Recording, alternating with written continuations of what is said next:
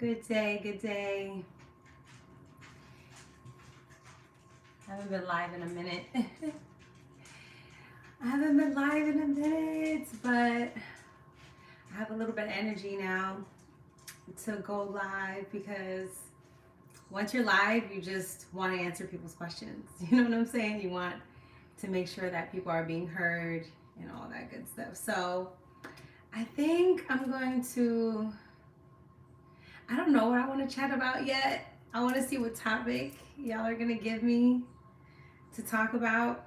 But I will say right now it's Mercury retrograde in Taurus, and it's happening until about the 14th of May. But there's a pre-shadow. Hi. There's a pre-shadow period. A post-shadow. So there will be a couple days after that. But Mercury retrograde in Taurus. Mercury, represents our mind, our communication, interpretation of the messages that we receive, stuff like that. It represents paperwork, contracts, writing utensils. It represents our skills, even our daily routine, the way that we transfer information to one another, even our transportation system. And Taurus represents our personal values. Girl, I miss you too. Hi, I hope you guys are doing well.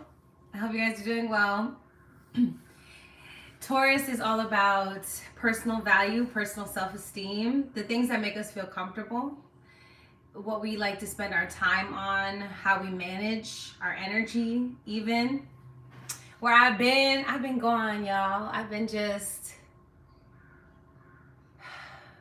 all over the place. I've been a couple places like Jamaica and St. Thomas and St. Martin and stuff like that. So I've been doing a couple trips here and there, working a lot behind the scenes because my Mars was transiting in my 12th house. I'm a Cancer rising, so, and in whole sign, my 10th house, which is my career, is represented by Aries. So I was working behind the scenes a lot, doing stuff back there, doing a lot of 12th house things, just relaxing, retreating, going to foreign lands.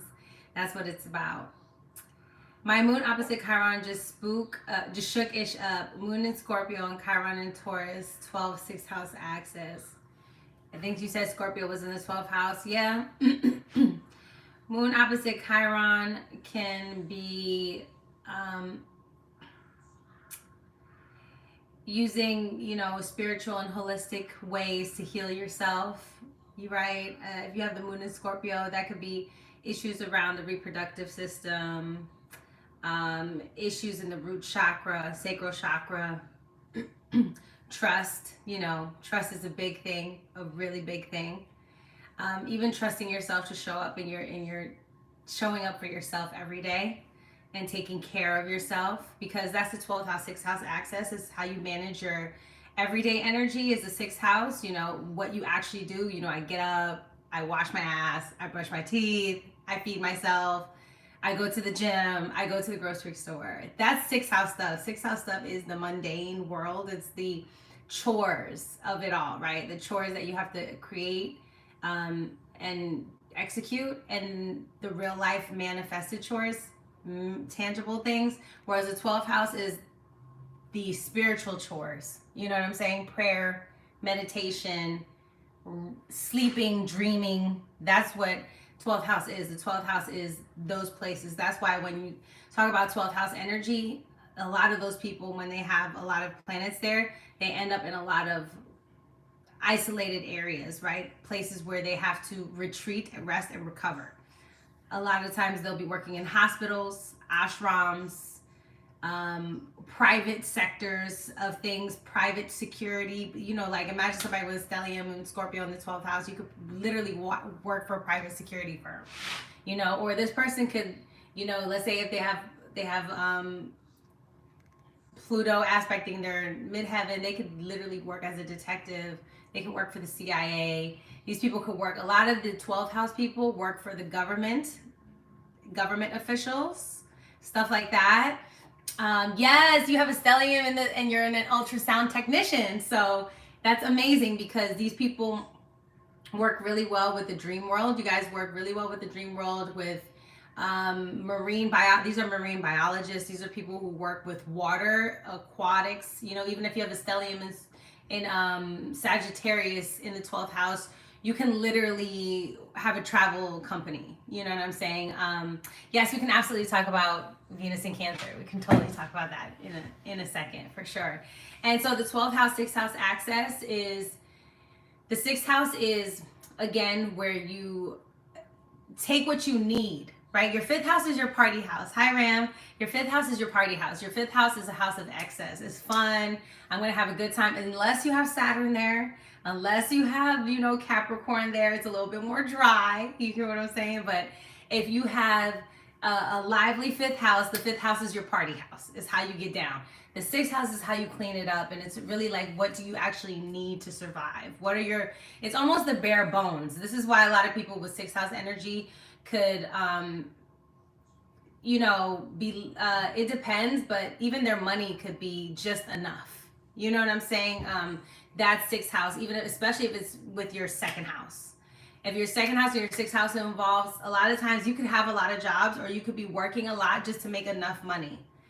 The 6th house is a very stripped down house. It's a very minimalistic house. You know, the 2nd house is the more material house. It's where you have a lot of assets and, you know, things of that nature, especially if you have like a Jupiter there. Whereas in the 6th house, that's where everyone's bare minimum is, okay? And some people have more abundance in their bare minimum in their 6th house, you know, especially if you have like Jupiter and Cancer in the 6th house. Your family takes care of you, that kind of shit, right? Especially if you have good aspects to the moon, good aspects to Venus. It's like your mom cooks for you, you know, all of this other stuff. Yeah, your 6th house has a lot. You have Libra, Venus, North Node, and Chiron. But the good thing is you have Venus in its home, which is Libra. So here, let's talk a little bit about, let's go a little bit back on your chart. Everybody pull up your chart. Pull up your chart, have your chart ready. Boom, boom, boom, boom. Y'all should know this by now. If not, welcome. So, first of all, look if there's any planets that are in their home sign. So the moon goes with Capricorn, Mercury goes with Gemini and Virgo, the sun goes with Leo, Saturn goes in Aquarius and Capricorn, Mars goes in Scorpio and Aries, Pluto goes in Scorpio, Neptune goes in Pisces, Jupiter goes to Pisces and Sagittarius, Saturn goes to Capricorn and Aquarius. I think I said that. Uranus goes to Aquarius. So see if any of those are actually in their home sign first, okay? That is going to tell you something in itself. Even if it has some stuff on it, challenges, and you need challenges, you need squares and oppositions. If you don't have squares and oppositions, your personality is just not as popping, okay? That's just my personal opinion. Like, if you have a lot of trines and sextiles, you're a sweet person, you're a nice person, but people with oppositions and squares, they spicy, okay? They gonna take you, they gonna go back because they have an inner combat. You know what I'm saying? They have an inner conflicts going on within themselves. So when they have that inner conflict going on, they can see the other person's side. They can come back and play devil's advocate. They can go on to they can see your truth, their truth. When you see when a person that has a bunch of trines and sextiles, they're more agreeable. They're more just like, okay, whatever's go. These are the people who are like, yeah, man. Yeah, bruh, it's all good. I'm going with the flow, bruh. It's whatever you think. Like, that's more, you know, people with a lot of trines and a lot of sextiles. They're more of your groovy baby, you know, like type of vibe. And we need all these kinds of people, right? So don't be scared of squares or oppositions, quincunxes, things like that, because they create dynamic, okay? They create levels to it. So that being said, look if anything's there first, and then look at if anything is exalted, right? The moon is exalted in Taurus, Jupiter's exalted in Cancer, Saturn's exalted in Libra, Mars is exalted in Capricorn, the sun is exalted in Aries. Some people say, and we're gonna have to discuss this one day, some people say Pluto is exalted in Leo. I don't know about that, you know, but I can kind of see how that is a thing as well. They say, okay, Mercury's exalted in Aquarius, and did I miss any other planet? Venus is exalted in Pisces. So look for any of those things as well. If you have something like that in your chart as well, good for you. You know what I'm saying? Because You might have a lot of shit going on in your chart, but it's that one or two little placements that can fucking save your ass. Okay? Okay, why is the moon exalted in earth and not in the water sign? Because the reason why they say the moon is exalted in earth and not a water sign, because water and earth together make mud. It's all about fertilization. It's all about growth. And so if you think about Taurus is the earth, right? They say that the earth, the plants, not only need water to grow, but it also needs moonlight to grow. Okay, so a lot of our plants and food, agriculture is actually grown by the moon. That's what one of the sayings is. And so Jupiter is a planet of expansion, and it's exalted in Cancer because Cancer represents the home, and Jupiter is also another representative of children. So, and the idea of bringing blessing and optimism. And so Cancer is the womb. And so Jupiter is exalted there because through family, through love, through nurturing, through closeness, through security, you can have that inner belief of belonging, a sense of security, a sense of safety, a sense of roots. You know, Mars is exalted in Capricorn because Capricorn loves strategy. It loves to get things done in a certain time, certain place with a certain timing. Okay, Mars is all about getting things done quick, fast, and in a hurry. But there's a difference between getting things done quick and getting things done quick and efficiently. And that's what Mars is in Capricorn. That's why it's exalted there. All right, somebody with a Mars in Capricorn, ambition is sickening. Like, these people, their drive is fucking nuts. If you want to be successful or want to have a successful empire, hire somebody with some type of Mars in Capricorn, because they're not going to give up. Okay, Mars is already ambition. It's already what you're like excited about in life. Capricorn is building things. Okay, Mars is knives and things that cut things down. Capricorn is big structures, right? So you need those two things to go together, like a story. The moon is exalted. Venus is exalted in Pisces because Pisces is about not having boundaries. It's about having a spiritual connection, and Venus is about love. This is where that phrase unconditional love comes from. Okay, this is why you can have somebody with motherfucking Saturn crazy aspects, you know, Venus crazy aspects, but if they have a Pisces and Venus, they want love. This person wants to feel that spiritual sense of love. And this is why when you have a Venus, especially in a mutable sign, especially like Pisces, this is an all-consuming love. These people have fantasies about what kind of love life they should have and what it should be.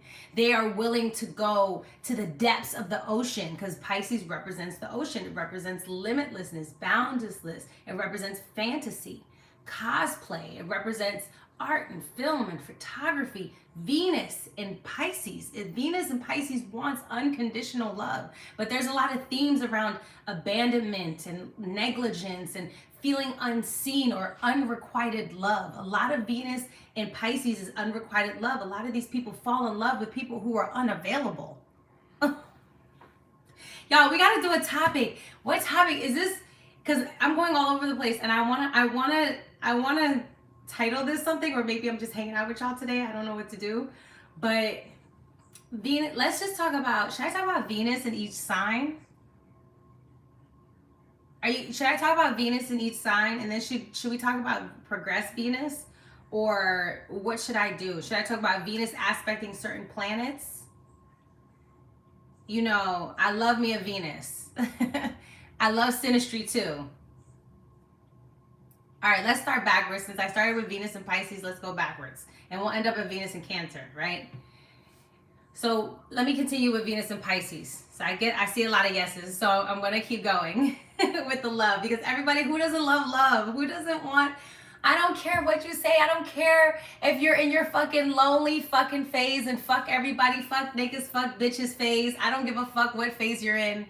Who doesn't love love? Okay, I don't care what y'all say. Mercury's in Taurus. Taurus is another planet that has to do with love and feeling valued. Okay, like we are social creatures. We want to be up in each other's space. We like to cuddle. We like to hug. Venus is in Cancer right now. We're feeling very like nostalgic, right? A lot of y'all are sitting here seeing if you're supposed to text that ex.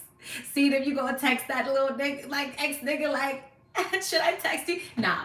Should I text? I shouldn't text you. Some of y'all sitting back and reminiscing. Some of y'all just want to be cuddled and hugged. Some of y'all want to watch an old romantic comedy that you grew up with. This is so Venus and Venus and Cancer. Venus and Cancer is like, oh, I just want to eat good food. I want to hug. You know, that's that. So okay, so we're gonna get into it.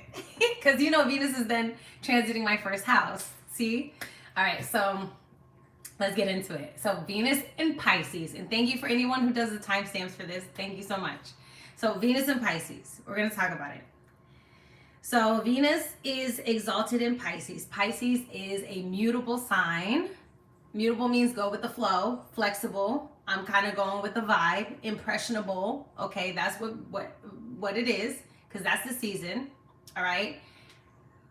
Pisces is a feminine sign, meaning receptive, meaning I want to take it in. All these elements, now we got to put it together. Now we're going to put them in a mixing pot together. What does that mean, Novi? What does that mean? Well, Venus is exalted in Pisces, meaning it loves to be in a water. Venus is very selfish, guys. Don't get it twisted. Remember, Venus is in Libra. The opposite of Libra is Aries. And love should, in many instances, excuse me, be a selfish act. Why? Because a lot of love is based out of our own personal needs and what we think another person can give us anyway. And if not that, then Venus is also in Taurus, which Taurus is about what I want. Again, Aries and Taurus, the 1 to the 6th house axis, are very personal. They're for us, what we need to develop ourselves, okay? So there's nothing selfish. This is why the saying is, date yourself first. Fall in love with yourself first. You have to fall in love with yourself before you can fall in love with someone else. Love is an inherently selfish act. This is not a wrong thing. Hear this with an open heart, okay? Selfishness is needed in this world. Without selfishness, there would be no inspiration to want to do what is personal to you to bring it out to the world, right? We need some of that. That's why when Venus is in Pisces and it's exalted there, Pisces represents the oceans, like I said, endless times, limitlessness, right? And Venus, I want what I want. Venus is beauty. So these people are fucking stunning. Baby. Venus and Pisces, these are the motherfuckers, they do hobo chic or they do ultra glam. Okay, they do one or the other, but they still be fine as hell. Because Pisces gives this glow, it gives this effervescence, it gives a fairy-like quality to these people, all right? These people love, most of the times they're really into fashion. Most of the times they're really into cosplay, dressing up, or fantasy play, okay? Things of that nature. I'm telling you, Pisces wants to fulfill your dreams. All right. So this is why you can sometimes, especially if they have a lot of other mutable signs like Gemini, Virgo, or Sagittarius, they're always changing their look. They're chameleons. Pisces is the chameleon. Venus is love, support, appreciation, what I enjoy doing, how I love to show up, my love language. And Pisces is go with the flow. These people also like to be engulfed, immersed in their love story. Now, okay, you might think you suck at fashion. You got to look at your other aspects. You might not be confident, right? So some of your placements might be about growing confidence in that. But when I'm telling you, Venus and Pisces have a natural artistic ability. Either when it's with, it depends on which house it's in. This will tell you the natural artistic ability that it will become, and it basically, manifests into. For instance, if it's in the 3rd house, these people can write Oh my God, these are songwriters, poets. Okay, these are people who know how to string words together and tell stories, all right? Or even if it wasn't that, it's something with their hands. These people can become violinists, you know, playing harmonica, drummers, things of that nature. They can also, if it's in the fifth house, these people could become dancers, all right? Models, things like that. If it's in the sixth house, and let's say there's aspects to Mars and aspects to the moon, they could be those bakers who make those gorgeous cakes, those cakes that are super intricate and super detailed and all that other stuff. Or they could be those cologne makers, those perfume makers, body butters, things like that. Sixth houses, remember, things to take care of yourself with. So if you have any sixth house stuff, you can always get in the business of how we take care of ourselves. This is like hair shops, house cleaning services, construction, you know, like anything to take care of ourselves, laundromats, gas stations, things like that. If it's in the first house, if your Venus is in Pisces, the first house, it's really about the aspect, to be honest, because the first house is all about personal things. So in essence, if I'm thinking about it the right way, a lot of the times it's the way you guys present yourself. It's the sweet personality you can give out, because Venus is sweetness and Pisces is exalted, right? Venus is exalted in Pisces. So these people could be really sweet, really, really kind. Just their personality is just so loving, like a big cuddly puff. You know what I'm saying? Or y'all know what I'm saying. Or these people can also be wonderful singers. They can have beautiful voices, but there's just this sweetness on them. You know what I'm saying? They just come off very nurturing, very like also all-knowing, that kind of thing. People love to get spiritual advice from them. Advice about forgiveness, advice about compassion, advice, even relationship advice. You know what I'm saying? Now, all right. Remember, because it's sensitivity. So a lot of these people are much more sensitive when it comes to love, Venus matters, and finances. Now, the tricky thing about this situation is you can have issues with money. Okay, money can come in and out your reality a lot. That's Venus in Pisces. Pisces is negligence. It's oversight. It's the rose-colored glasses. It's seeing things much more beautiful than they are. You know, and if, let's say, if you have Venus in Pisces square Saturn in Sagittarius, you are going to have to discover that love can be hard, because people, even though you want to be close, people could still be very spiritually distant. You know, your beliefs can separate you, right? Because you have Saturn in Sagittarius. Sagittarius has to deal with belief systems. It has to deal with your culture, okay? And then Venus and Pisces, this might be people from two separate cultures, two separate backgrounds, and it almost seems like you can never be together. This is like maybe a lot of long distance relationships, or finding lovers who are in distant lands or different backgrounds from you, and it just seems to never work. Now remember that Venus progresses.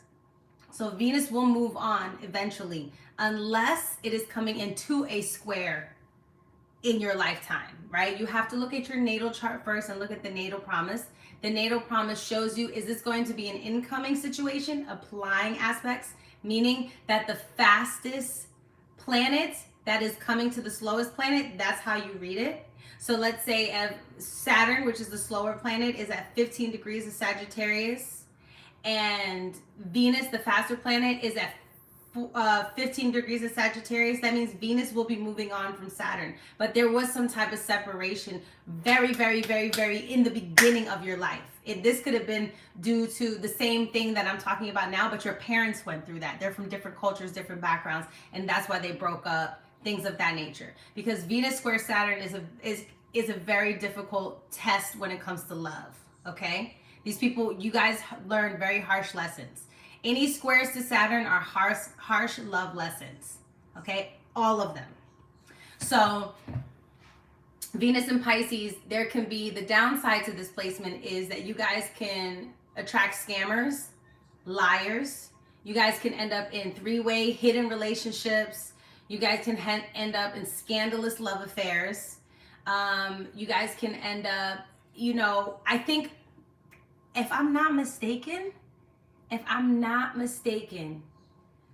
what's her name? Blueface and Krishan. I think she has a Venus in Pisces, if I'm not mistaken. She has all that Aquarius energy, but I think she has Venus in Pisces. Somebody can look it up for me and let me know. But if I'm not mistaken, she has that. So it's kind of you let anything goes. With Venus and Pisces, you will get in a relationship where you will let anything go. This motherfucker could be homeless. They could be a drug addict. They could pull disappearing acts on you. Venus and Pisces is very much ghosting, disappearing acts. This is also Venus and Sagittarius, but this is a different way. In Pisces, people can gaslight you to make you feel like you don't believe what you know or what you've seen or what you've been through. Venus and Pisces also can give some type of enslavement in a relationship, okay? Even if it's an emotional or spiritual enslavement, feeling like you cannot spiritually untie yourself from this person, feeling like they have, you're dreaming about them constantly. You guys are meeting up in the astro world and the dream world and things of that nature. Venus and Pisces is unrequited love, also bad timing. Maybe you guys live in different countries.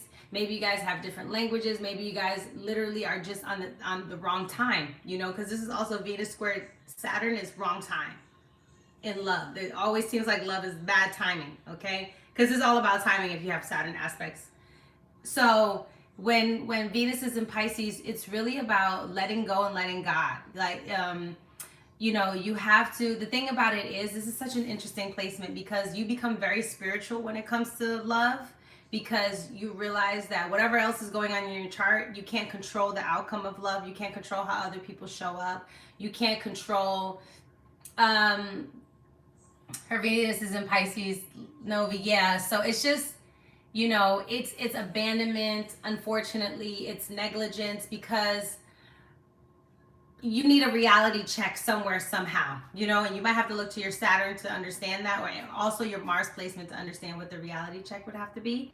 But there is a delusion around love, and maybe that's something that's in your family, you know what I'm saying, where your family kind of lets negligent people in, and this is something that you have to stop now, you know what I'm saying. Having a different standard when it comes to love. Now the cool thing is that you can create a lot of passive income, a lot of residual income. So anything that has to do with passive or residual income, you guys need to look into those fields. It could be all different types of things.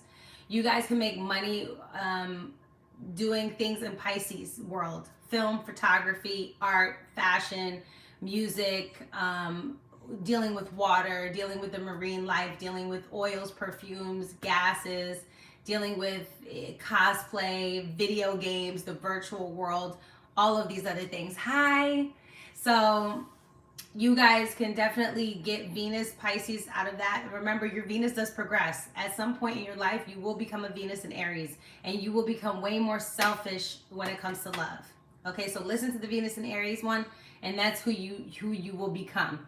All right, Venus in Pisces can be very difficult because you could be too forgiving and too compassionate, or you might have a Venus in Pisces in your chart so you can become more compassionate and more forgiving. It really depends on your personal story. It really depends on your chart, and that's why you have to get a chart reading, by somebody. So now if Venus is in Aquarius, let's talk about Venus in Aquarius, baby. First of all, Aquarius is a masculine, fixed air sign.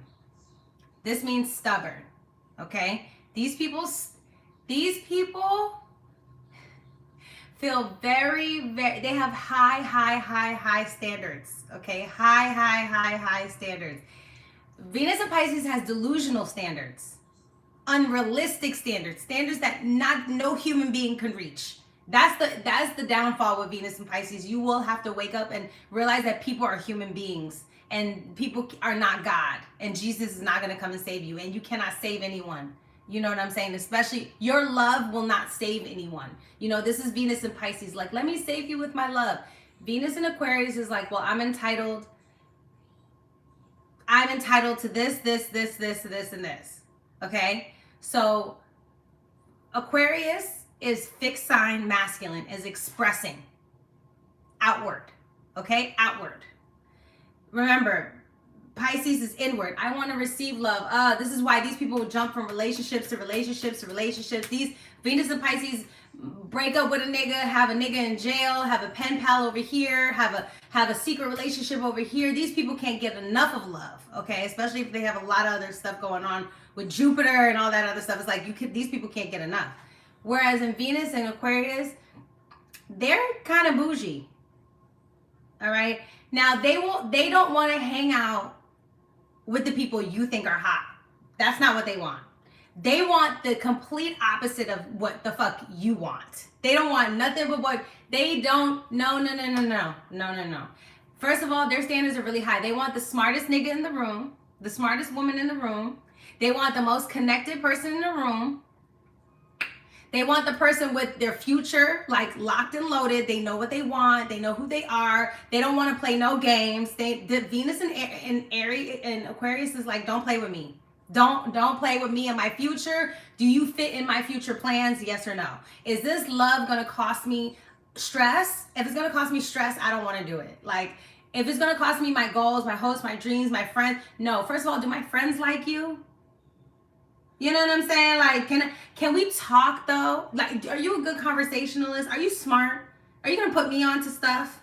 You know what I mean? Aquarius is thinking about, how are you gonna fit into my future plans? You know, can you hang out with my group of friends? Because my group of friends are very specific. I don't hang out with everybody. You meet anybody with Aquarius placements, I don't hang out with just anybody. I have Mars in Aquarius, so I can say this shit. I don't just hang out with everybody. Like, baby, if we're not on the same pathway, we can't hang out. Okay, so that's not. And then Venus in Aquarius is, first of all, you can't dictate who I love. These are your non-binary, LGBTQ. This is why it's so funny when Venus and Capricorn people, they're born, their Venus progresses into Aquarius, and a lot of them become bisexual. They open up their realm to be like, you know what, maybe I should date women, maybe I should date men, I don't care, I'ma just love whoever I love, you know. But Aquarius, like, Aquarius don't just hang out with nobody. Like, this is the secret society club, okay? Aquarius is very much giving club. It's giving groups, it's giving all that kind of stuff.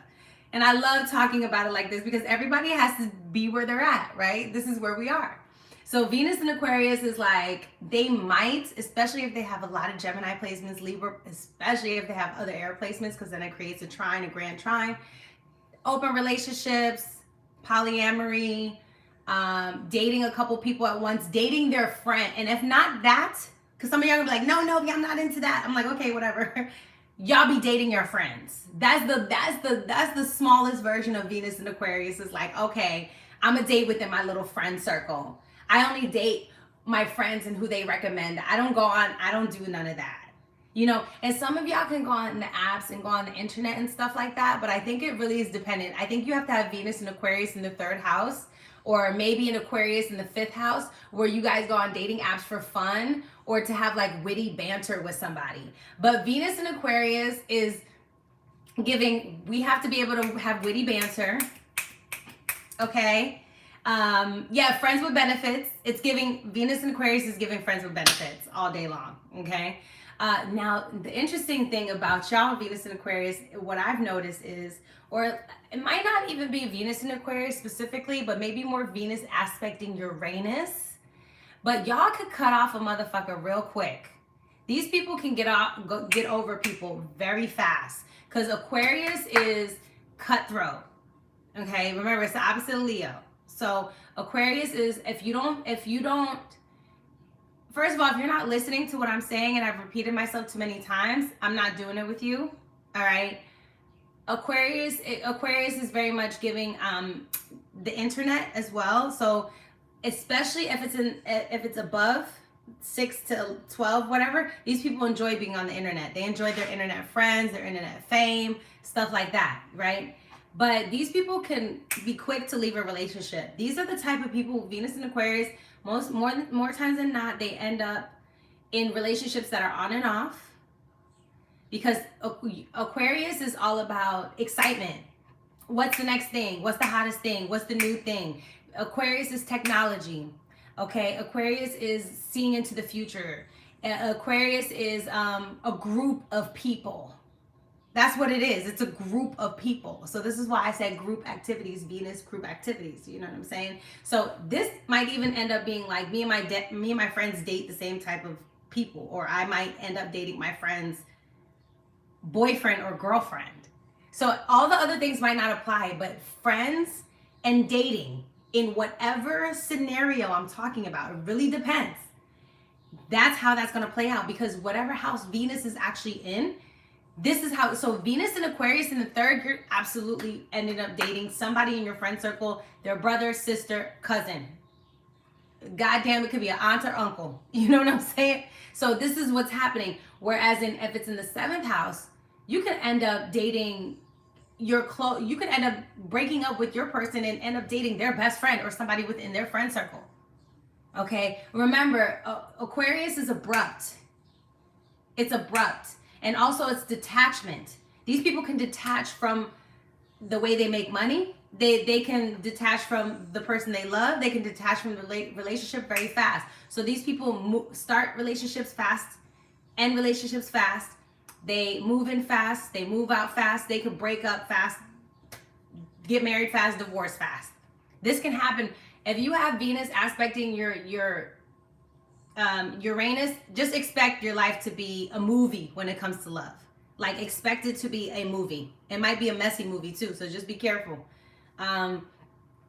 with that. You know what I'm saying?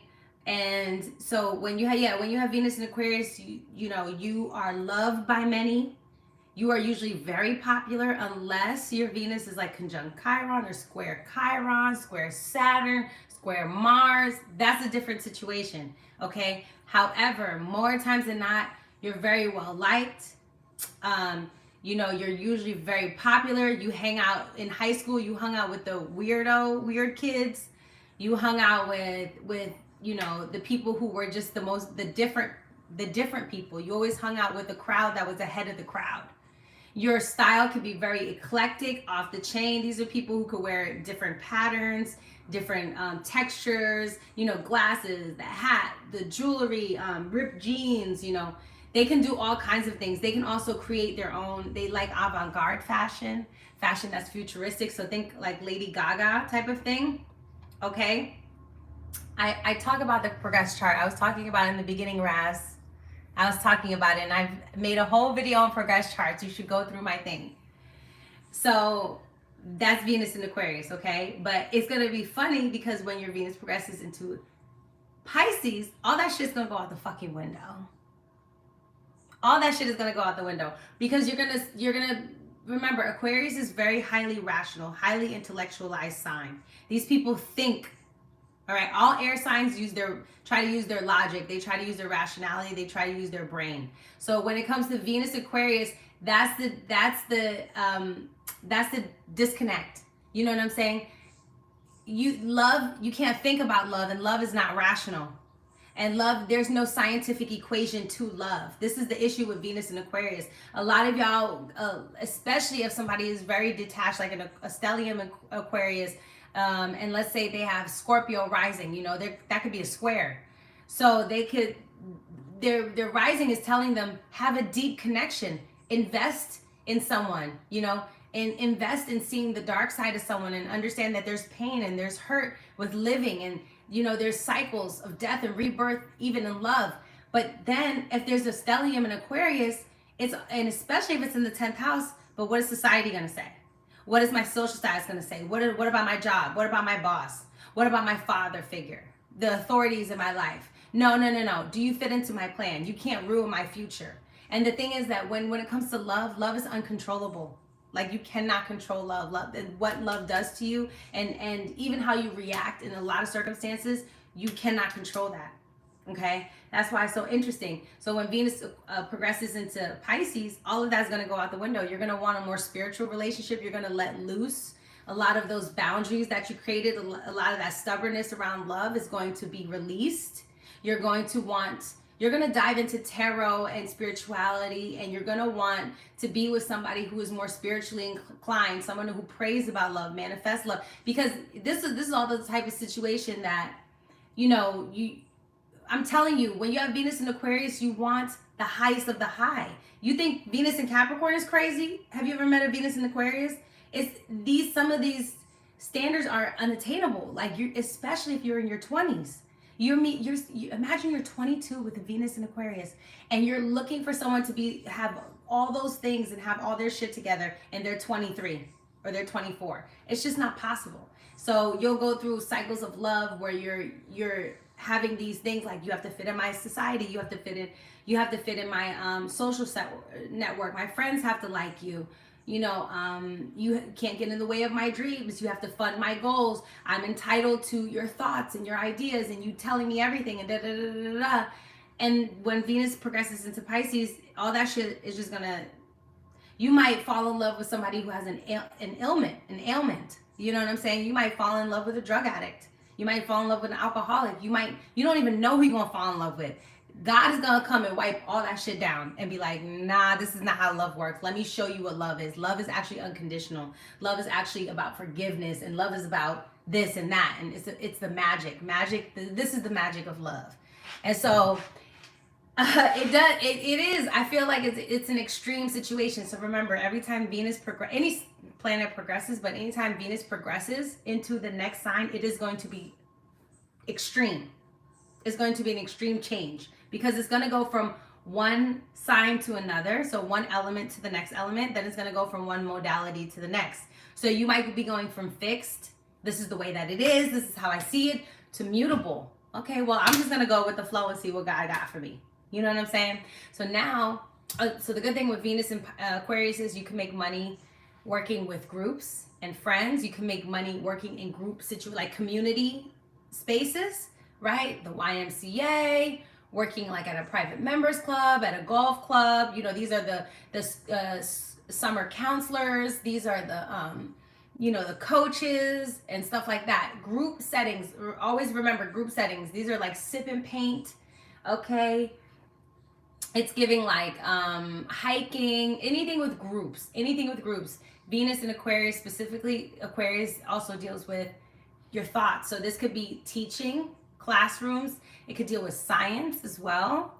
And these are your engineers. These are your chemists, especially if you have like Scorpio stuff going on or Gemini stuff.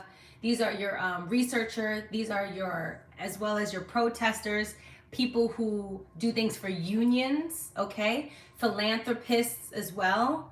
Anything that has to do with group settings and fighting for groups or dealing with groups. So imagine if you have Aquarius in the 4th house with Venus there, with Sun there. You can be in real estate, and you can literally do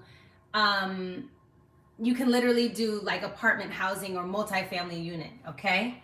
What'd you say? So in a progress chart, you go from fixed to mutable. Is this permanently mutable? No, it's not permanently mutable. So you're born how you're born, but you learn the lessons along the way, and you change along time evolution. So Venus changes about 2 to 3 signs in a lifetime. So you will go through 2 cycles or 3 cycles of Venus. So depending on how long you live, obviously, right? So you could be a fixed Venus for a long time, and then you become a mutable Venus for a long time. And then you become a cardinal Venus. You know what I'm saying? So it really just depends on which degree your Venus has begun in. If your Venus starts at like 20 degrees, you're going to have probably 3 progressions of Venus, because you spend 10 of those degrees as that Venus, and then you go into the next thing, okay?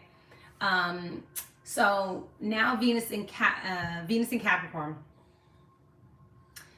Oh, I'm sorry. Venus in Aquarius is also technology. I think I said that, but Venus in Aquarius, you can make money with, this is like cryptocurrency, getting money together with your friends and investing in stock options, or doing something with your friends together as a business, creating something where groups can go. All right. So that's what's so important. So yeah, you're going to have Pluto transiting your Venus. Is going to deepen your relationship, deepen them, and put them to crisis too. I was born with Venus Pluto conjunct. That's what I was born with. Okay. But mine is Venus retrograde and Pluto right on top of each other. That's why I was born, girl. So I'm going to go out there and do my garden in a minute. So Yes, communication in creative fields. Yes, because of that Aquarius. And honestly, music. I find a lot of musicians have Aquarius placements. That some of the best musicians in the world have Aquarius placements. So these could be, you know, your DJs, your music producers, things of that nature. So, you know. So Venus in Capricorn. Venus in Capricorn. Capricorn is a cardinal, meaning it initiates. Earth sign, and it's feminine, meaning it receives, okay? Earth, meaning it needs reality, receipts. It just needs to see it in real life, tangibility. Hey, girl. So Venus in Capricorn.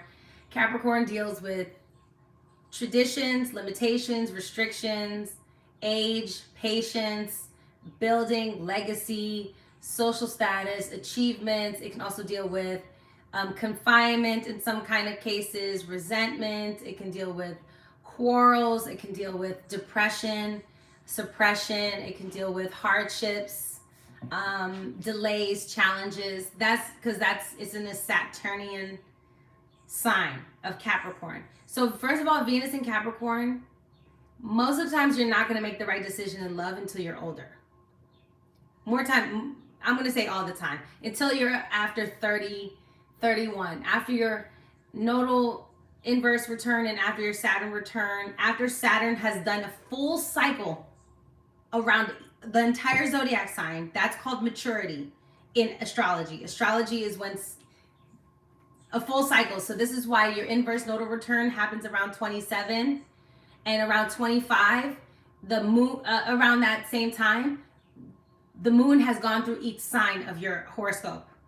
It has progressed through each sign. So at 20, from 24 to 27, that's why you have that crazy time in your life where you're becoming an adult and you're really starting to understand what life is about, because you went through an entire emotional cycle. Okay, the moon went through each sign and hit your natal moon and showed you about the emotional lessons that you had to learn, the private things that you had to learn about comfort, security, family, emotional stuff, right? And Saturn takes 28 years to go through the entire zodiac. So it's around that time. This is when your Saturn return is coming. Your inverse nodal return happens at 27, meaning that your south node is on your north node. Your north node is with your south node, and then a year showing you, you know, what's going to happen in your destiny. Your Saturn comes around.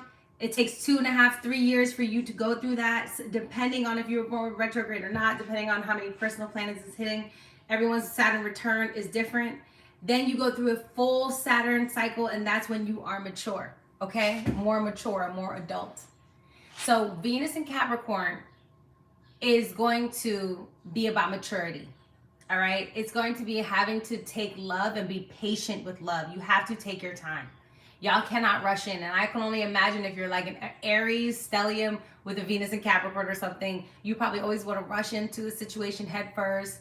Or even Cancer if you feel connected to someone emotionally. But Venus in Capricorn is going to tell you, take your time, build it brick by brick. That is Capricorn. Capricorn, a lot of the times you guys are attracted to older people, more mature people, or people who are ahead of you or established in some type of thing before you. So you can date someone with a child. You can date someone with a house. You can date someone with a career. You can date someone literally 10, 15, 20 years older than you with Venus and Capricorn. This is why a lot of those times those people are attracted. These are the daddy girls. These are the girls who like to call their men daddy. Okay, that's that. Venus and Capricorn for men as well. They love older women. They're attracted to older women. You guys could have been raised by your elders, raised by an older grandmother. An older grandmother figure could have been very important. Why do I say grandmother figure?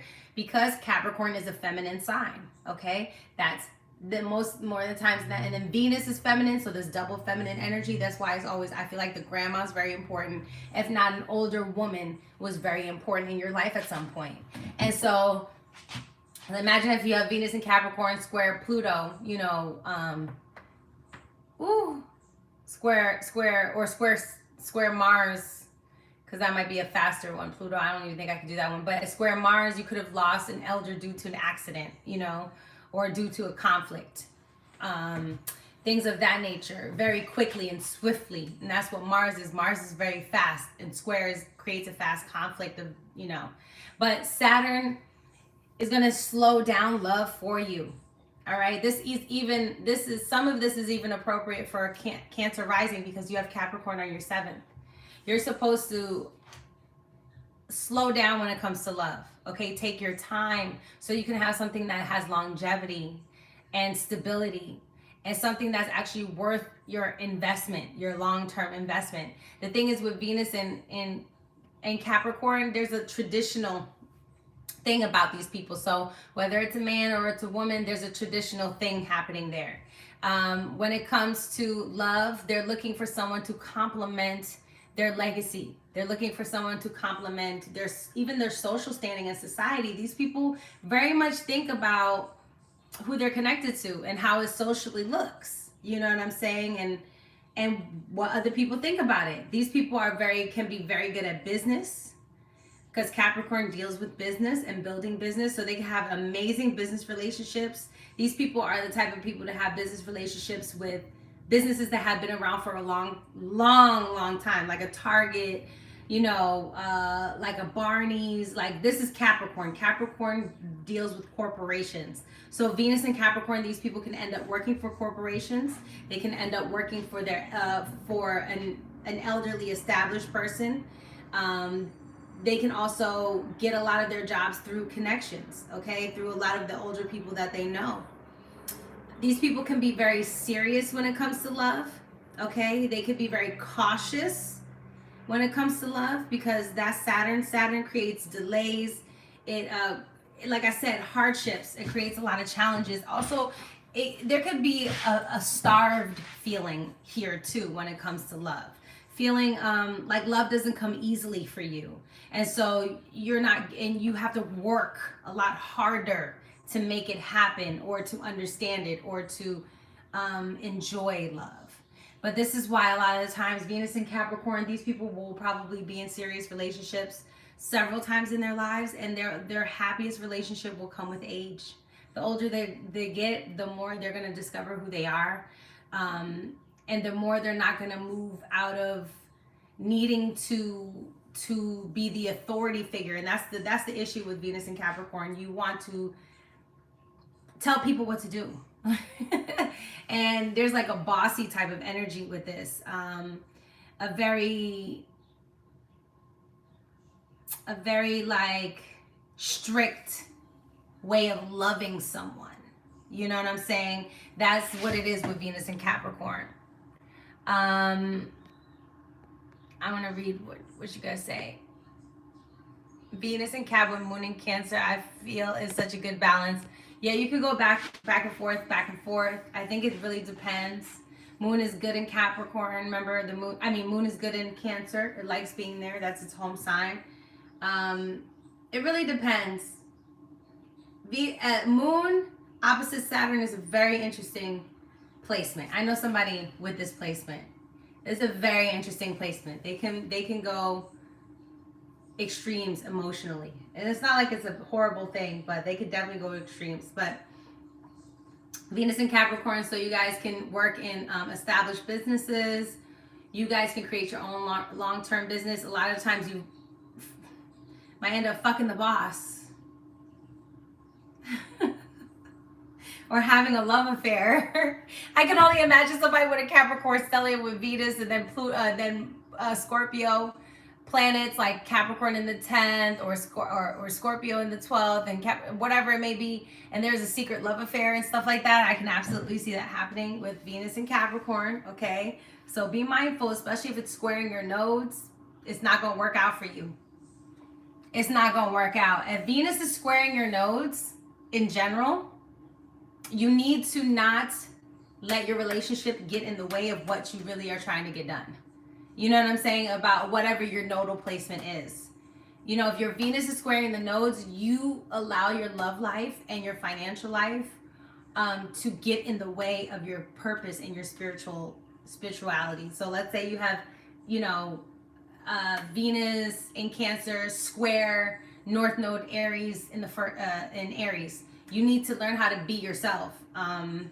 and not emotionally sidestepping things to make other people feel comfortable. You need to be honest about and authentic about who you are, because the relationship will suffer a lot with Venus square the nodes, a lot, and your money will get fucked up, and your relationships will get fucked up, and the way you see love will get really fucked up because you're not willing to do your north node placement. You know what I'm saying? Because it's also squaring your south node and your north node, you know, at the same time. So if Venus was in Cancer and your south node is in Libra, that means being overly compromising, indecisive, indifferent, being like almost low-key being fake. Because you want to be Venus in Cancer, you want to be close to your family, you don't want to disturb the peace, you want to keep the memories, and you don't want to create any rifts. It's going to go against your authenticity, against your impulses, and it's going to douse down your passion for life. Like, you're going to feel yourself energetically depleted in situations because you're going against what you're doing, because Venus in Cancer, because you're so nostalgic, because you're living off the past so much, you're not willing to create a new future for yourself, or you're not even willing to be present in the moment, Aries North Node, and to be here right now, and you're not willing to allow yourself to get angry, to show rage, because Venus in Cancer keeps you sweet. You know, Venus in Cancer keeps you very... But if you have Aries placements, you want to fight. You know what I'm saying?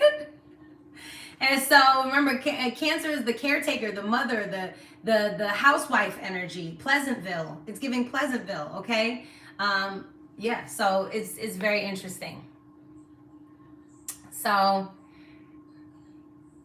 yes, you're learning so much. Yay! Yes, aspects always matter. Thoughts on Saturn squaring your nodes.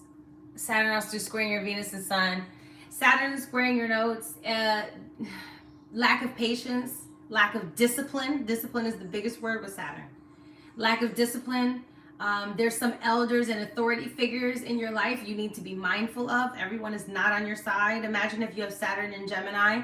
There could be an older brother, an older cousin, older uncle that is in your way of, let's say your nodes are in Pisces, in your way, in your spiritual way, like in the way between you and God.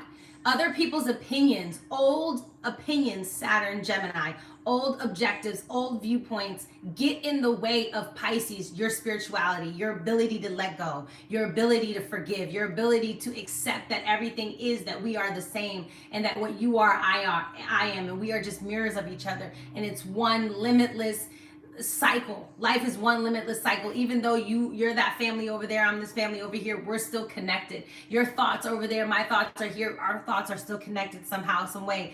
Remember, Pisces is wholeness, seeing the wholeness of everything. And because you come from a South Node in Virgo, meaning that you can nitpick, you can be so fucking critical, you could be so unforgiving, you know what I'm saying?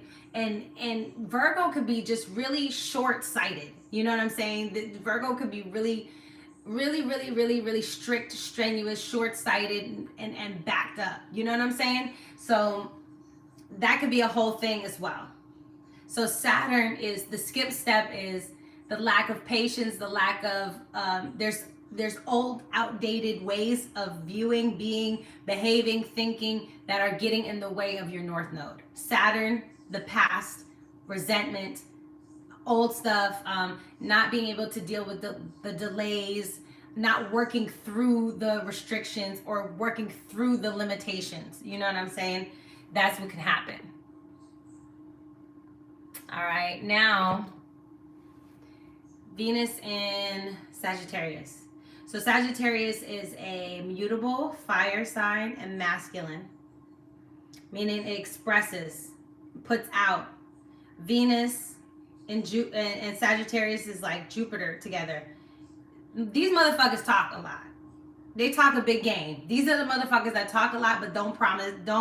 You guys with Venus and Sagittarius have to learn to under promise and over deliver. That's probably the best advice I can give for any Sagittarius placement, for anything, Sagittarius. Under promise and over deliver, because especially if you have like Venus and Sag, Mercury and Sag, you talk too much. Like you talk, there's no, and even though Sagittarius is a fire sign, it's over, it's big papa, it's overinflated ego. Okay, um, Venus and Sagittarius is these motherfuckers will, let's go on a trip. Oh, we just started dating. Oh, he took me to Paris on our 4th date. They over exaggerate the love story. These people can lie.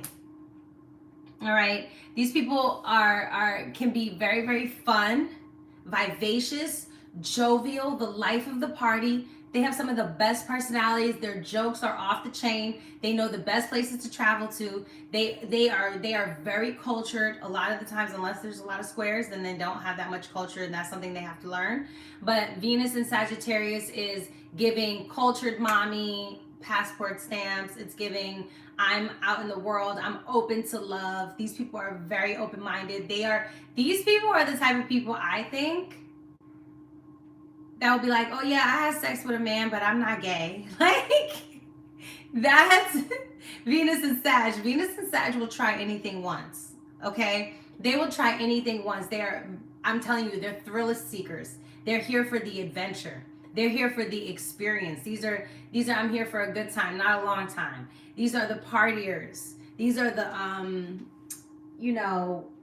what happens in Vegas stays in Vegas. These people could go Venus. Imagine Venus trying Venus and Sagittarius trying Uranus or conjunct Uranus. These people will get married in Vegas just like that.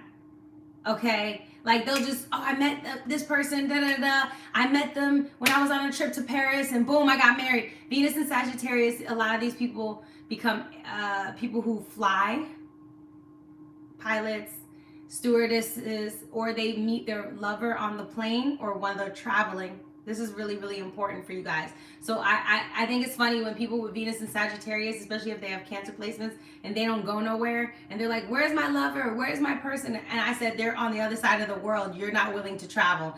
That's why you're never going to meet this person. Okay, what's happening?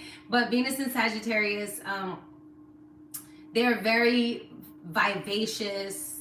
They're very attractive. They have a great personality, a great laugh, a great smile. A lot of these times, these people have beautiful legs, lower half, because Sagittarius rules the thigh area. So they're attracted to legs, or they like, their legs are really nice, meaty, long, muscular, thick, like whatever. It's all about the thighs. These people love large animals. They could love horseback riding, whales, all that kind of stuff. I feel like Venus and Sagittarius, I feel like Tina Turner might have had that placement because she was known for her legs. These people love global affairs. They love gathering clothing and pieces from all different cultures and backgrounds. Like you could go in their house and they will have stuff from all kinds all over the world. These are those people that decorate their house like that. It looks like the entire world just threw up in their house type of thing. Venus in Sagittarius is also very, they promise a lot of things in love. This is why you guys have to be careful as a Venus in Sagittarius. Temper your mouth. You know what I'm saying? Just don't stop over promising people things. Stop telling a story, because these are great. You are amazing storytellers, and especially when they're passionate and they're in a mood. But remember, Venus and Sagittarius, they can ghost you. They could just disappear on you because they didn't feel like hanging out no more. They could have talked this big game 3 months ago and said, oh, we're doing this, we're doing that. And then all of a sudden they disappear on your ass. Okay, they do that shit a lot to people. And they don't realize it. They think it's just fun and games. And because they give people such great memories, they think it's okay subconsciously to dip out on people and say, oh, it's okay, I'll come back and then we'll have a good time anyway. So it really won't matter, because next time I hang out with them, we're going to have a life-changing experience. Because remember, Sagittarius is all about the experience. And then a lot of the times these people attract people, or they're attracted to people with certain spiritual beliefs. Okay. And Sagittarius is like the life of the party. They're usually a big ball of joy. Imagine somebody with Sagittarius and then Aquarius placements. Oh my God, they know everybody. they're all over the room. They're bouncing all over the room. You know what I'm saying? You need somebody with fixed signs. If you want someone to focus on you, you need somebody with fixed signs. Don't expect a person with a lot of mutable energy to sit down and be focused. That's not what they're about. That's not what they're here for. They're here to move around the energy. That's what mutable is for. They're here to move things around. Fixed is here to maintain things and focus. You know, Cardinal's here to start the energy, start the fire. You know, do you guys want to give me some more thumbs up? Give me some more thumbs up. I want to go get my juice. Matter of fact, let me get my juice. Hold on. My mouth is dry. Where's my juice?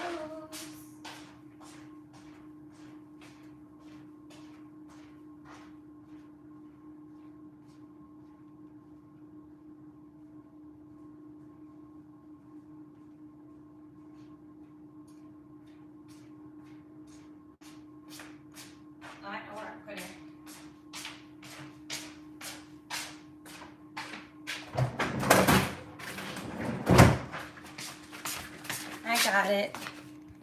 So we drinking some blood orange, kumquat, pressed juicery. I miss conversations and constellations too. Don't worry, I'm still working on it, y'all. I'm having a lot of y'all. I'm working through it.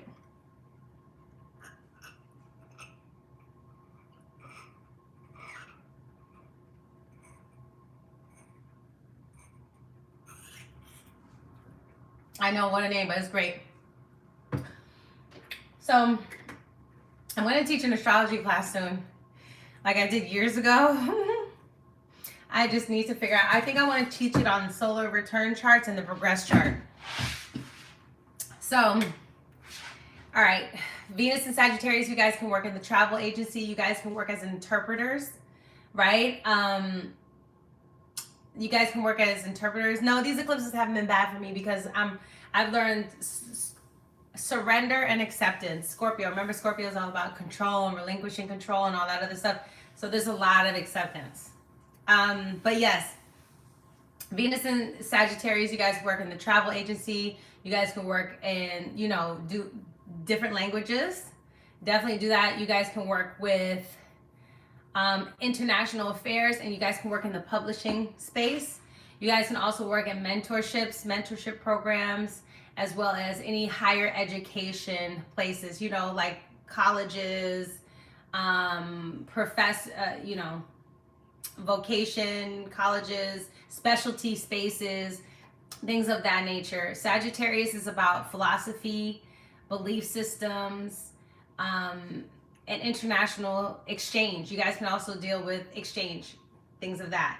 The degrees are very important. The closer it is, the more impactful it is, the further it is apart. It's like still part of your personality, but it's not as the things you're focused on. So let's say you have Sun square Venus and there's a 10-degree orb, but you have Sun square Neptune and it's a 2-degree orb. That Sun square Neptune is going to be way heavier in your life than the Sun square Venus. You know, it's going to heighten everything. It's going to just make everything feel even more wild. Yes, Venus is how you make your money. Sun is how you live your life. Also, another way you can make money is by looking at your second house planet. Some of you, your second house planet is the sun. So that is how you make your money as well. But Venus is another area of how you can get supported, at least. You know what I'm saying? And Venus is part of your resources and your money. Taurus ruled, Libra ruled. So, Venus is Scorpio. Scorpio is a fixed water sign. Feminine, meaning receptive. All right? You're Sag, Sun, Venus, but you have Saturn and Sag. Yes, because you restrict yourself. I don't know. I feel like you might be scared to go on long journeys by yourself. Saturn and Sagittarius, you know? Especially with the sun there, you've been restricted, and Venus there, you've been restricted in some type of way. The things that you love, you know, Sagittarius is about being open-minded. It's about seeing the bigger picture of things, bird's eye view. It's about zoning out and seeing how it works together, you know, and how everyone's beliefs and cultures are valid. and loving people's cultures. That's what, especially if you have a North Node in Sagittarius, you could be very small-minded. You can have a lot of opinions with no real perspective or no real viewpoint or no real fucking experience. You know, if you have South Node in Gemini, you have a lot of opinions and no experience. And so that's why when you have North Node in Sag or Sag placements, you're here to experience life. You're supposed to live life to the fullest. And when Venus is there, you're supposed to have big love affairs. That's also something I didn't say. You'll have very big love affairs with Venus, you know, and they could be fast and they could be passionate and they could be while you travel, and it could be a one-night stand. It could be like a 3-week affair or a 2-year affair or whatever. Or I've ran into many people who said, I just moved here. And then 4 months later we broke up, but I stayed here for 7 years. You know what I'm saying? Stuff like that. So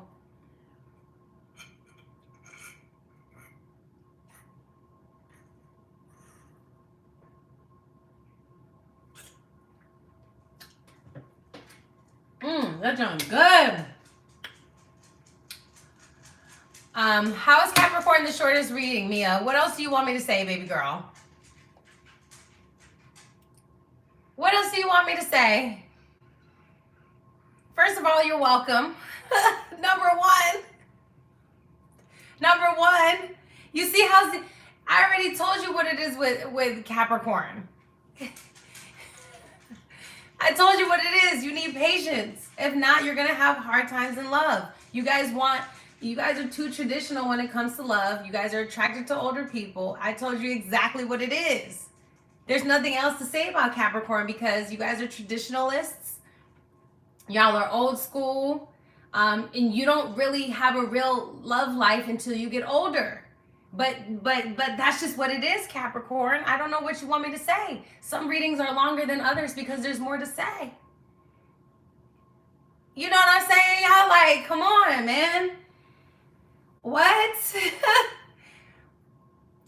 I explained the whole Saturn cycle. I explained the whole nodal cycle and I explained the reason why Capricorn is the way that it. See now, like this is me going into my South Node and Libra, explaining myself to you when I shouldn't have to. It's like I know what I said, and if you heard what I said a good chunk for my Capricornians. But I'm gonna move on. Because I'm doing what I can. So I love you, girl. Though, like shit. Baby, you came in late. But Scorpio, first of all, y'all know, all right, Venus in Scorpio is at its detriment. So the place where it is at its home, so Venus belongs to Taurus. If it's on the other side, this is like neighborhood. Think of your chart like a neighborhood. Venus loves being in Taurus. Venus loves being in Libra. Oh, I love it. I'm at home here. This is where I'm at. I'm chilling. This is da-da-da. If they go to Aries or Scorpio's house, they feel uncomfortable. It's the complete opposite of what they're used to. Venus and Taurus is plush. Venus and Taurus, most of these people will never have to ask for no food, no money, no clothing on their back. They're blessed with that. Venus and Scorpio is way different for us. All right, it's such a different experience for us. We have to work for everything we get. All right, the hell is that? We have to work for everything we get. Because Venus is in detriment in Scorpio. It is dark in Scorpio. It is like hell. Venus is, that's fine. I should know this. I have Venus in Scorpio, so it's just like people want more and more and more and more and more from us. Like they want more. It's endless with us. Scorpio is the sign of transformation. It's the sign of crisis. It's the sign of life and death. And I've been in 2-3 near-death experiences in my life. Okay, I've died almost 3 times. I have this crazy ass scar on my arm. I got hit by a motorcycle when I was 12 and broke my leg in 3 places. I almost got ran over by this fucking car on the 101 with my friend, and if he had not said something, I swear we would have been smashed to the side of the road. Scorpio deals with death. And so if it's not your own death experiences, you're dealing with death around you. All right. I did not skip Aries. I'm going backwards. All right, I'm going backwards and I'm talking about things in detriment versus things at home and in their domicile. Okay, yes. So Venus in Scorpio is in hell. All right, is in hell. Scorpio rules the depths of the soul. It rules secrets. We know everything. Venus is Scorpio, we know everything about everybody. And we don't even want to be fucking knowing. But people be calling us up on the goddamn phone and telling us everything. I used to work in a bar. Scorpio deals with seedy places, dark places, bars, strip clubs, working overnight, working at nighttime. Scorpio is at nighttime. So Venus represents in Scorpio is we know everyone's secrets. Okay, we know everyone's shit because people trust us. Scorpio is all about this. Is the archetype of trust, betrayal, infidelity. It's the actual inside of a relationship. Gemini Brown, love him. Always look him up. He says Libra is how the relationship looks on the outside, and Scorpio is what's the relationship really on the inside like. What is that real shit like? That's what your 8th house is. The 7th house is how it looks. The 8th house is what it's really like on the inside. Scorpio, a lot of us, we can deal with near-death experiences. Losing loved ones is a real big theme in our lives. How we deal with death is a real big theme. I appreciate you guys too. And Venus in Scorpio is here to transform love. It's here to deepen love. We are here to not see the pretty side of life. We don't, you know how sometimes you have people in relationships and they're like, yeah, all my relationships are good. I've always had good relationships. It just never worked out, or the time. Some people have stable, consistent. This is Venus in Taurus. They could have or Venus in Libra could have very consistent relationships, shit like that. But motherfucking Venus in Scorpio, there's always a crisis happening. We're always meeting someone in their low state. We're meeting someone in their transformational state. A lot of the times, you don't mess with Scorpios because it's not even on us, it's in us. Our energy, like, don't do wrong by us, because your life will either get better or worse when you leave us, because we are the sign of transformation.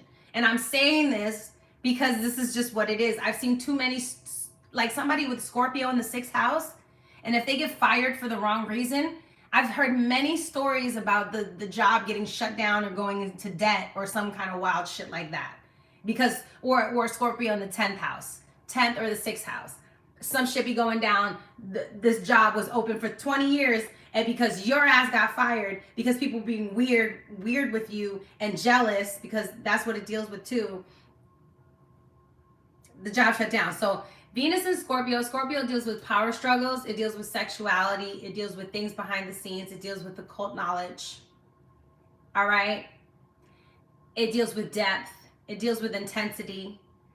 So Venus in Scorpio is literally about emotional crisis. Seeing your lover go through many emotional crises. Seeing your lover lose a lot of their loved ones can be a thing as well. And yeah, it's about releasing control, jealousy, envy, stalking comes up with these placements. Venus in the 8th house could come up with the same thing, or Venus aspecting Pluto. You can have the tendency to attract stalkers. Obsession. Scorpio's obsession. I don't know about you, but when I was a younger person and I used to like somebody, my whole body would just like vibrate. My whole body would vibrate if I liked somebody. It was just like, and I think that was my body telling me like, get the fuck away from them, because the opposite, Scorpio is trauma. It's like chaos. It's chaos. Venus in Scorpio, she don't like that shit. That's why for us specifically, Venus in Scorpio, we have to learn Venus in Taurus, calm, stable, a relationship that makes you feel peaceful. That's the relationship we want, right? And when you have Venus in Scorpio, you have to go through many changes in life. These are the people that die through love. They go through these incredible changes in their psychology. Like they change when they are in relationships. They change after they come out of a relationship with somebody.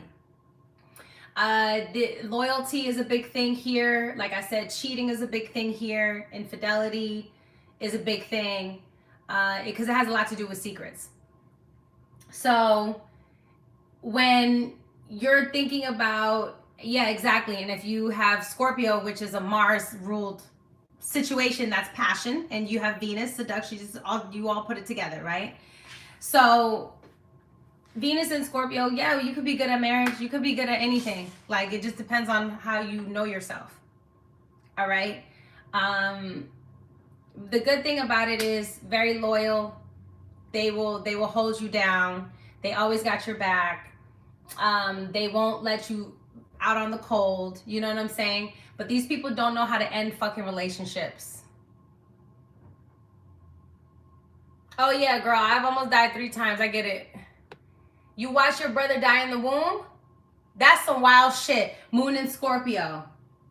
That's some wild shit. You were a twin, Sable? You were a twin? That's, first of all, thank you for sharing. And thank you anybody for sharing any of your stories here. You know what I'm saying? Thank you for anybody sharing your stories. But Scorpio has a hard time with ending relationships, even though it's a sign of endings. But remember, it's a fixed sign, so it holds on to things for too fucking long. When things are dead and gone and when they're toxic. A lot of, oh, thank you, my video, Why People Hate Scorpios. Talk to you about yourself. Yeah, the Scorpio is about trauma. So trauma bonding is a real thing with these people, and they have to realize not to do this and how to have healthy relationships. These people have to learn not to be the second choice because they want to be in love so bad. You know, Venus and Scorpio, any Venus in a water sign is very devoted, you know, and they need a lot of emotional stamina in these relationships. So you can make money through occult things like astrology, metaphysics, research, detective work, working behind the scenes, working in bars, working in anything that has to do with nighttime jobs, security as well. Scorpio deals with security, keeping things safe, you know what I'm saying? Stuff like that. So Venus in Scorpio is also very prone to child support. So be really careful.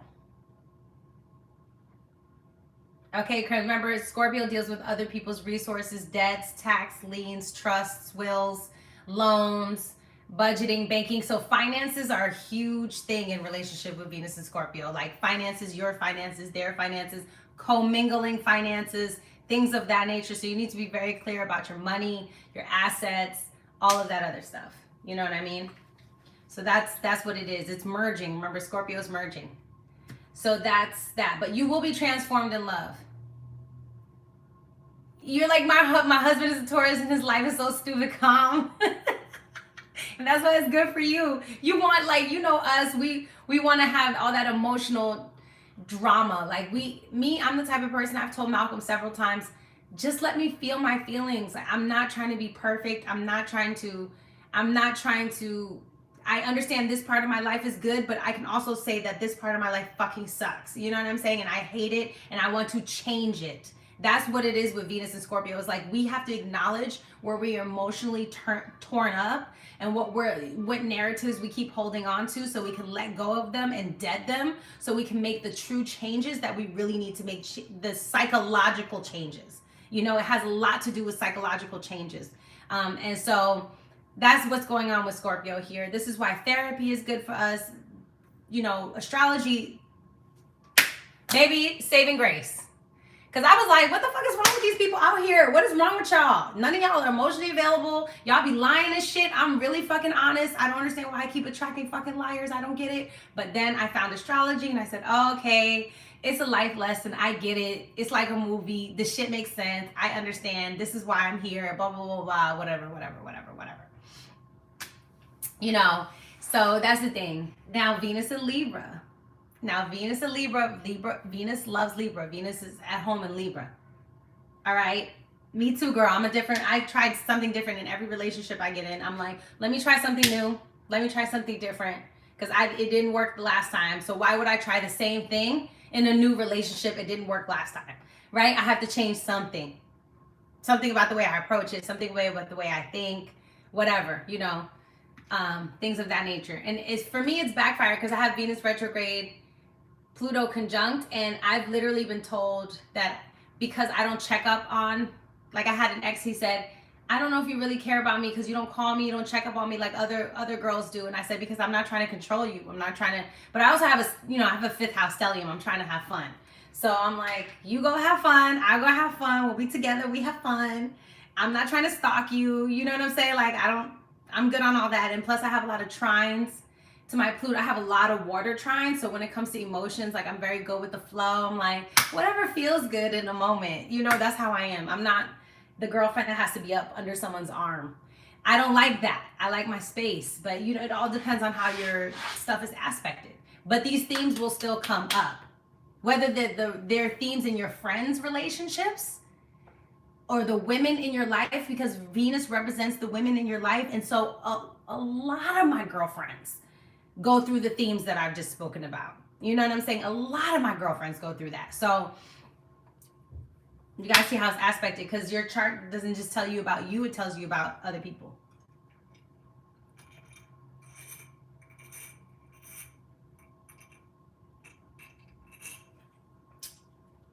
So Venus and Libra. Venus loves being at home in Libra.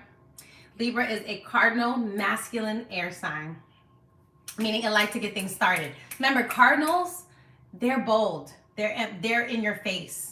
Anybody with a cardinal sign, it doesn't even matter if it's Cancer. They will still, if they feel comfortable with you, there's just key words. If they feel comfortable, they're going to say something. That's Cancer. Libra, if you look good, or if you look like somebody they want to talk to, or if they like something you're wearing, they're going to start talking to you. If it's Aries, whatever they find interesting, they're going to start talking to you. And if it's a Capricorn, if it's for a good business opportunity, they're going to initiate a conversation. Okay, so this is how it works. It's about initiation, meaning they will start things. But if you have a lot of cardinal placements, you're not good at finishing things and you're not good at maintaining things. And that's why you are more of a leader, a boss, a person who needs to be in charge, a person who needs to delegate and direct to people, not a person who needs to actually build it out. You are a person that puts directions in order. Like, here's the direction, please go execute it for me. So if you are a person with a lot of Aries, Capricorn, Libra, or Cancer, you're a leader.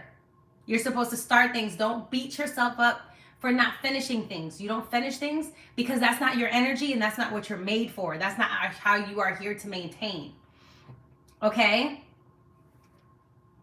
Why does nobody do the asteroids, the vertex? Because honestly, there's not a lot of people who look into it. There's not a lot of views. There's not a lot of talks. There's not a lot of dialogue. That's why a lot of people don't talk about that. I love the vertex because the vertex is right next to my motherfucking sun. So, baby, and Ceres is right by my sun. Vertex is right by, Ceres is right by my Mercury. Vertex is right by my sun. The part of fortune is in my 7th house, baby, in Capricorn. Let's get into it. My Lilith, okay, like I know my placements, but a lot of y'all don't ask about them. A lot of y'all want to know about these other ones. You know what I mean? And we have to go with what the people want to know. And I also feel like this is becoming a newer study and something that we're studying as big groups. So, you know, if you want to study the vertex or do something specific, the asteroids, I highly recommend you specialize in the asteroids. You know what I'm saying? But there's not a lot of people who are listening to it. You know, there's not a lot of people listening. When I do that kind of talk or those videos, people are just like, even though they're really important, you know? So, but Venus and Libra. So Venus in Libra is always at a function, always in a relationship. And if they're not always in a relationship, they're talking to somebody about being in a relationship. These are the type of people who are serial monogamous most of the time. They jump from one relationship to the next because Venus in Libra loves to look good. All right? They love to consult someone. They love to be a consultant. They love to give someone feedback. You know, these are the type of people that love to show up to the social function and look good and know the right person. All right, they seek fairness in relationships and they get bored very fast. Venus in Libra gets bored just like a Venus in Aries.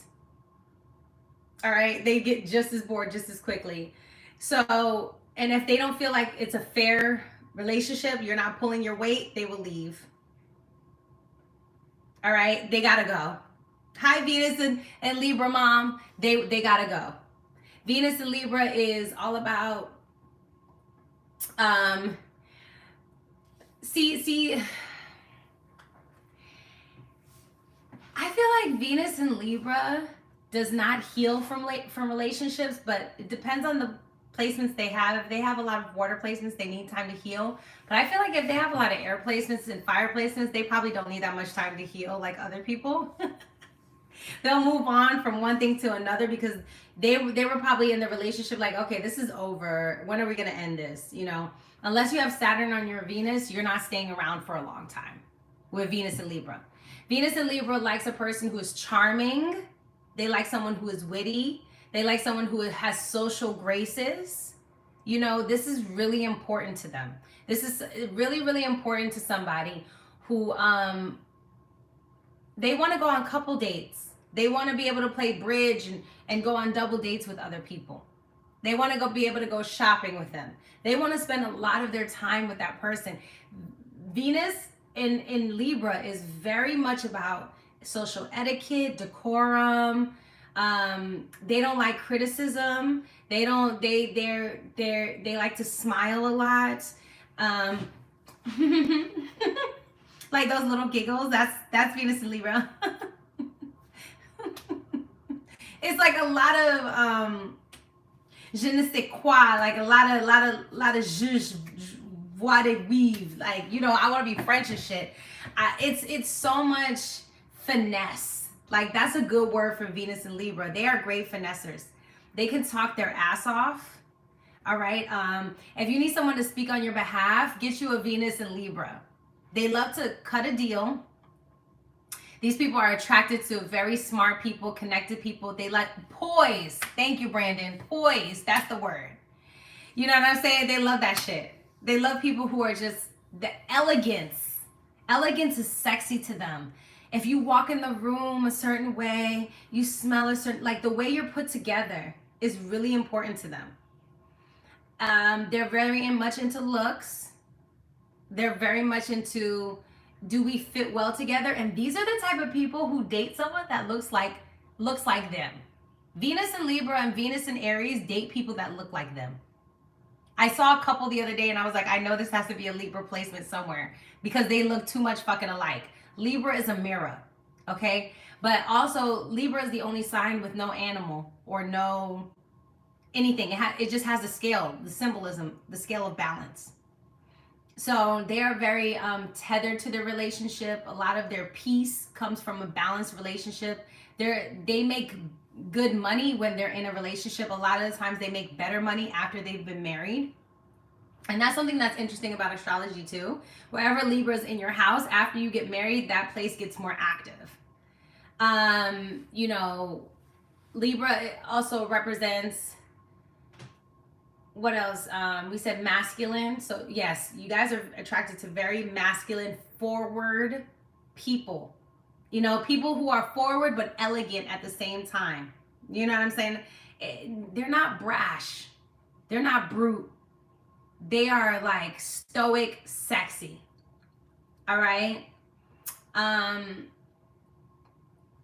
So I'm telling you, it's the little giggles for me. Is these people just everything, even how they pull their hair, their nails, how it's done, how they smell.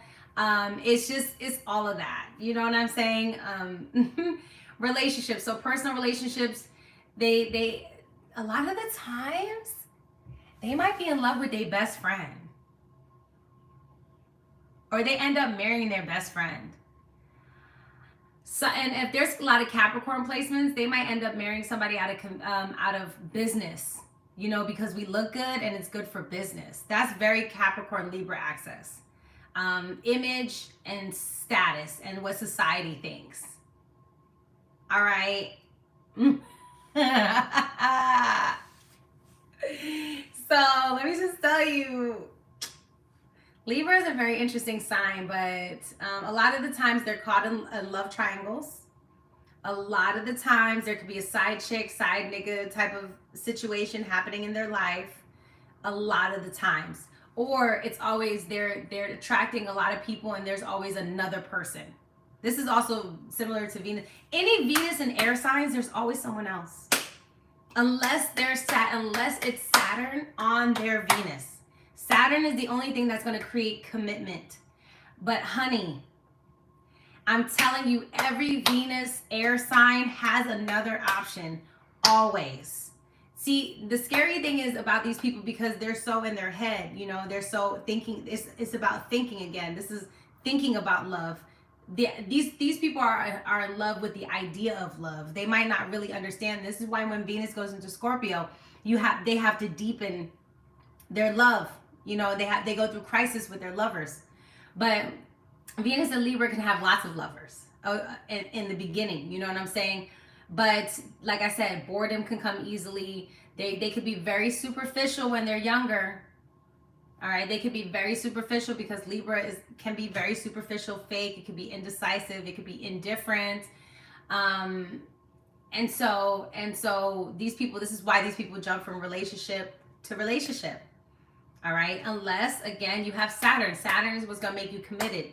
When you have Saturn, I don't care if these people have Venus, Libra in the 8th house. They have secret relationships. If they have Venus, Libra in the 12th house, they might have a fucking second family. Okay, especially if they have Pisces placements and all this other shit. Like I always wonder how somebody could sit there and be in love with somebody, because I have Venus in Scorpio, so I'm consumed. When I'm in one relationship, when you have Venus in most water signs, you're already consumed.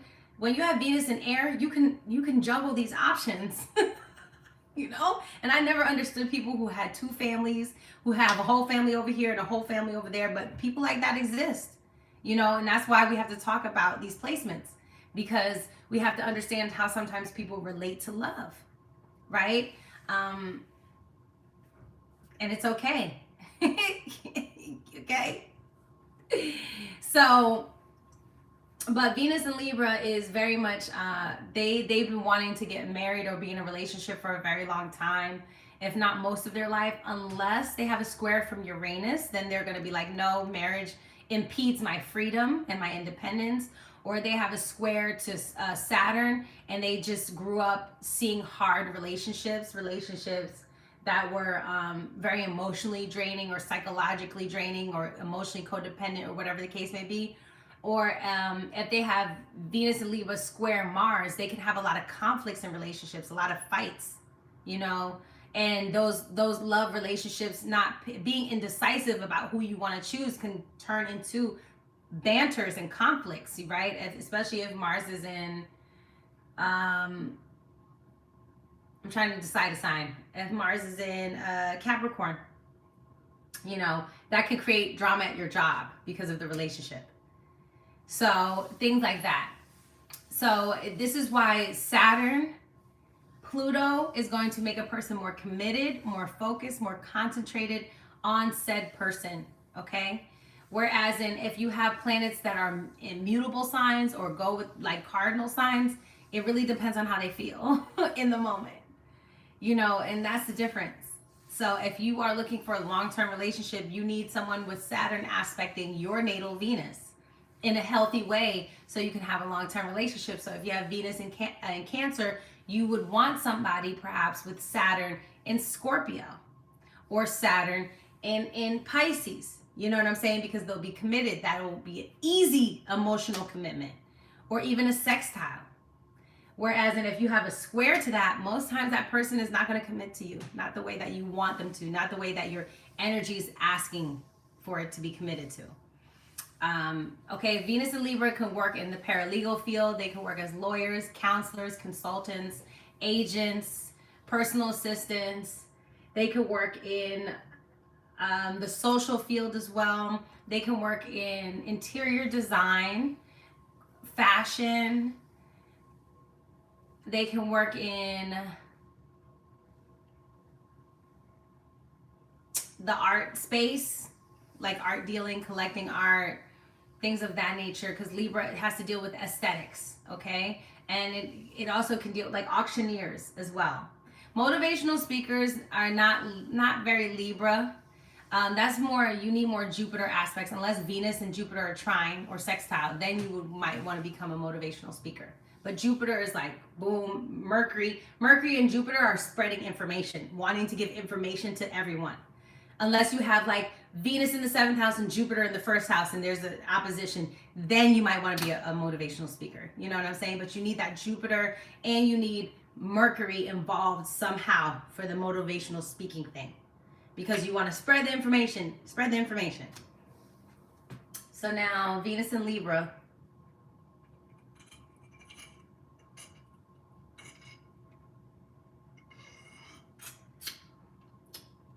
I'm telling y'all, this is good. Orange, blood orange, and kumquat. Bomb. So, yes, Mercury, Venus, Libra. Yeah, making music. That's good. Anything to do with the arts is Libra stuff as well. I'm telling you, this juice is so good. So now, yes, Libra is very, very artistic. It's very, they want to make things look good. That's Libra. Libra wants to make things look good. And Mercury sound good, right? That's that Mercury's communication. Anything with Venus is making it pretty. So if you have any aspects to Venus, make it use, it's about making things look beautiful around you. That's where interior design, painting, music, you know, fashion, art, that's where all these things come from. If you have Venus with Saturn, you might really be into construction, you know what I'm saying? And building things or architecture. Making beautiful buildings, you know. If it's with Neptune, Saturn, and Venus, you might like art, light installations, or even with the sun, light installations, because the sun is illuminating things, you know. So it really just depends on what thing you have. So now Venus and Virgo. Venus and Virgo is in detriment. Virgo is an earth sign, it's feminine, and it's mutable.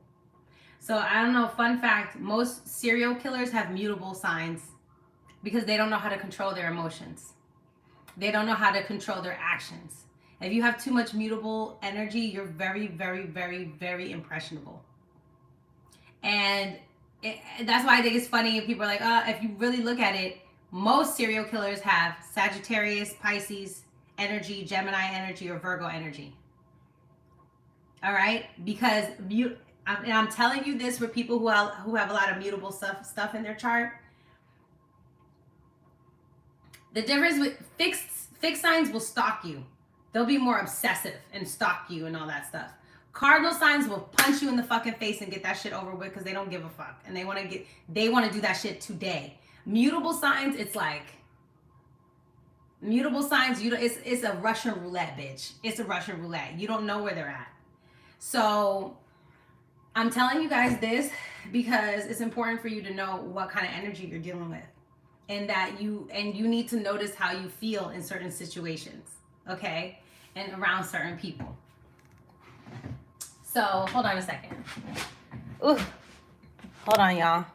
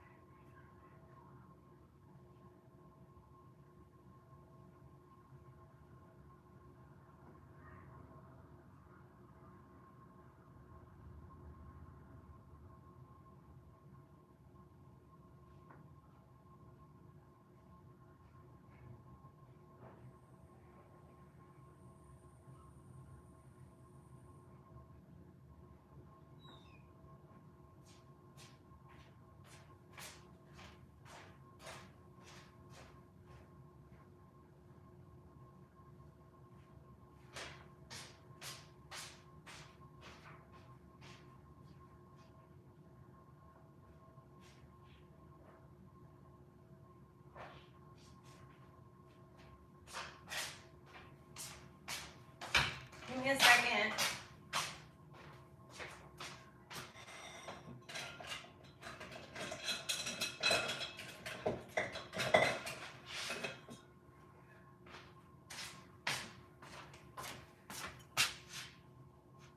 Oh, yeah. Okay, I had to grab a couple things. So, my lips are dry.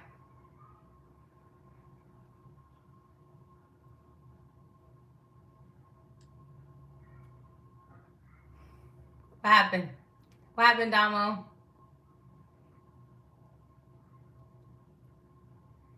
Back to therapy I go. I can't with y'all. I'm just letting you know.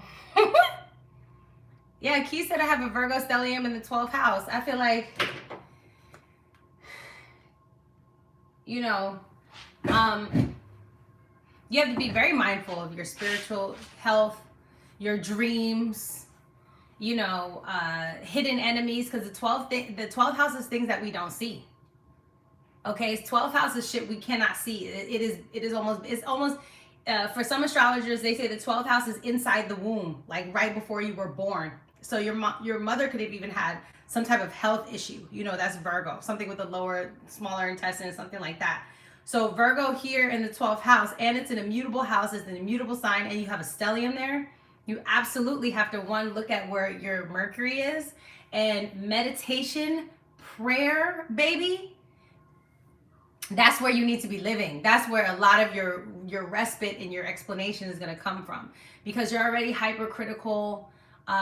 You know, you can feel everybody else's own inner critic. You can hear everybody's own inner critic with that kind of thing going on. And the 12th house is a very dream world. So I can see you being some type of holistic healer, even some type of sculptor. You know, you could also be really into fashion.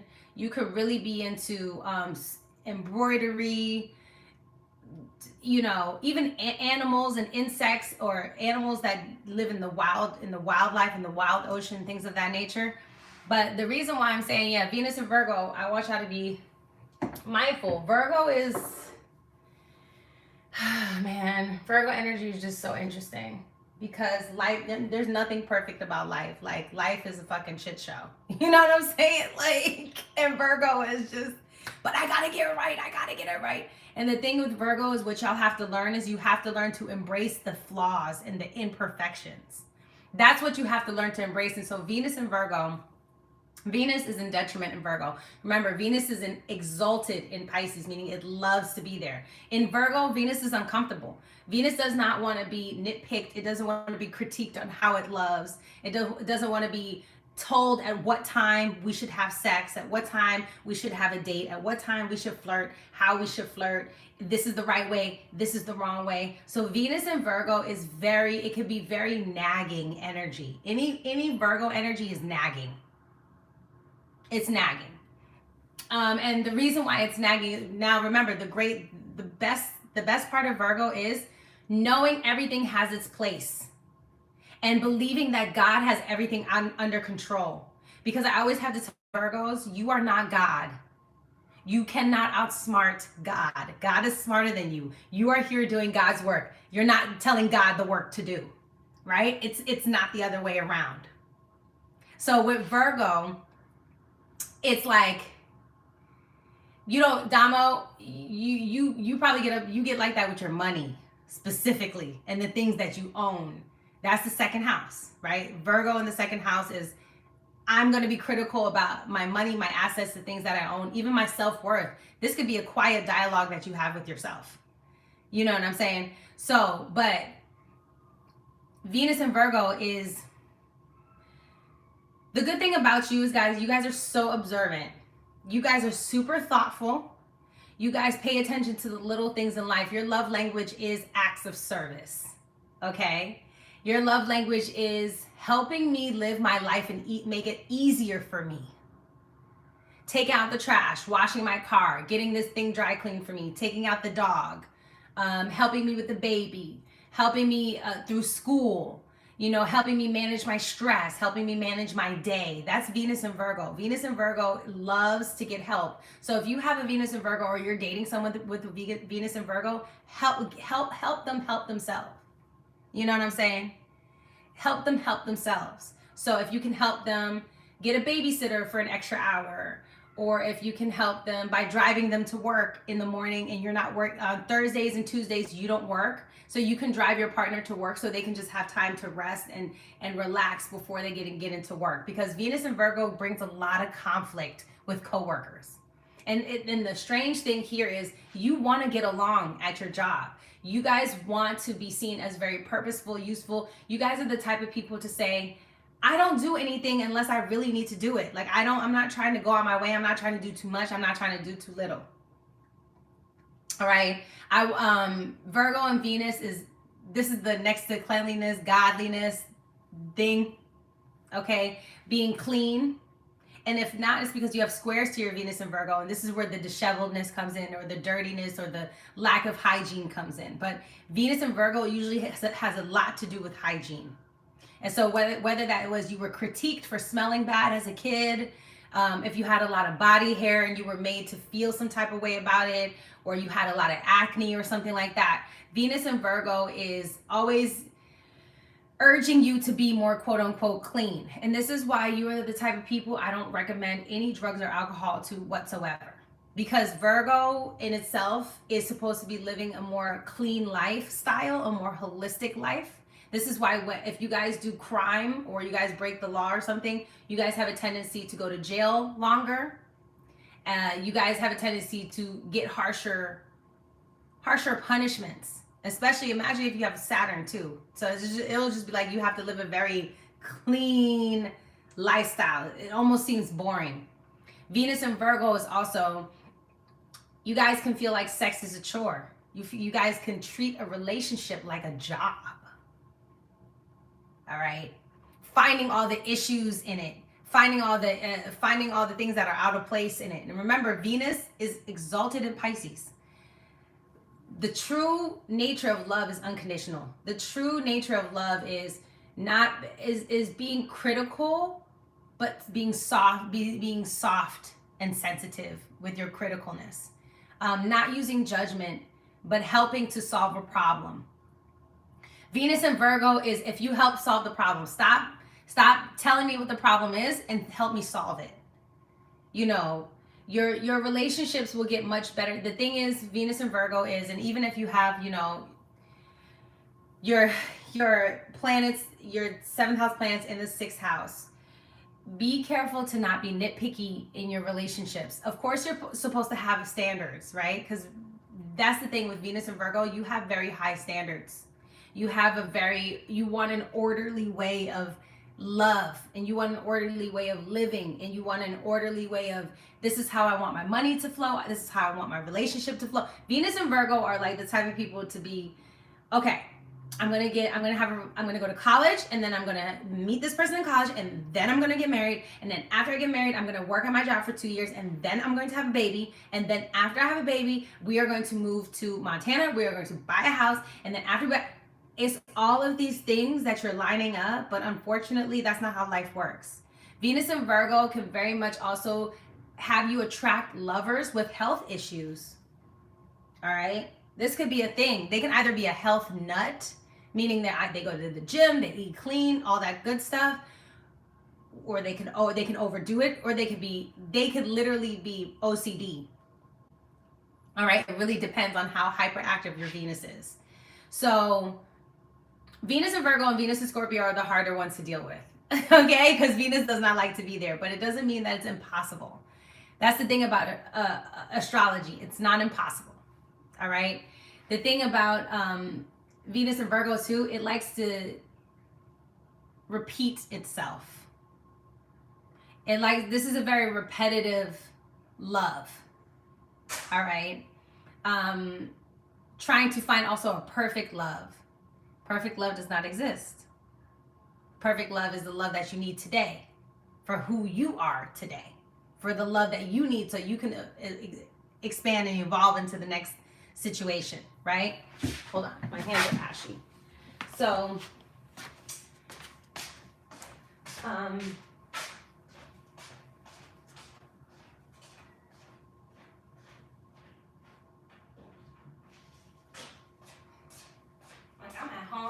to be ashy at all. I don't need to be ashy at all. I got my ball. Okay. Well, Venus and Scorpio and Venus and Virgo is actually good for each other. You guys can eliminate and purify and purge together. You know what I'm saying? But Venus and Virgo, the type of relationships that could be good for you are relationships where there's a natural order to things and a person who takes care of themselves. So health is a very important thing. Watching someone in their daily routines is very important. Their routine has to complement your daily routine as a Venus and Virgo. It does not have to be the same, but it has to complement. So imagine you like being in a relationship, you have Venus and Virgo, but you have a lot of Pisces placements or Aries placements. Okay? You like spending time alone. You like being alone. But Venus and Virgo is like, okay, I feel loved and supported when I can show up and love somebody else, like when I clean their car. Venus and Virgo is the type of person who will clean your car as a sign to show you that they love you. All right? Venus and Scorpio will tell you their deepest secret as a sign to show you that they love you. Venus and Libra will connect you to somebody to show you that a sign that they love you, bring you out socially. Venus and Sagittarius will travel with you or share their beliefs with you. Venus and Capricorn will share their overall dream with you, you know, their legacy. Venus and Aquarius will share their friends with you, their immediate circle, you know, their network. And Venus and Pisces is going to share their spirituality with you, you know, their deepest dreams when they really love you. And Venus and Virgo is the type of person who are going to, once they get past the fact that once they realize that humans are not perfect and we're far from perfect, and that's the cool thing about human beings, they will start to embrace the fuck ups. I feel like Venus and Virgo, you guys were raised to be perfect. You guys were raised to be the smart one. Education was a really big deal to your family.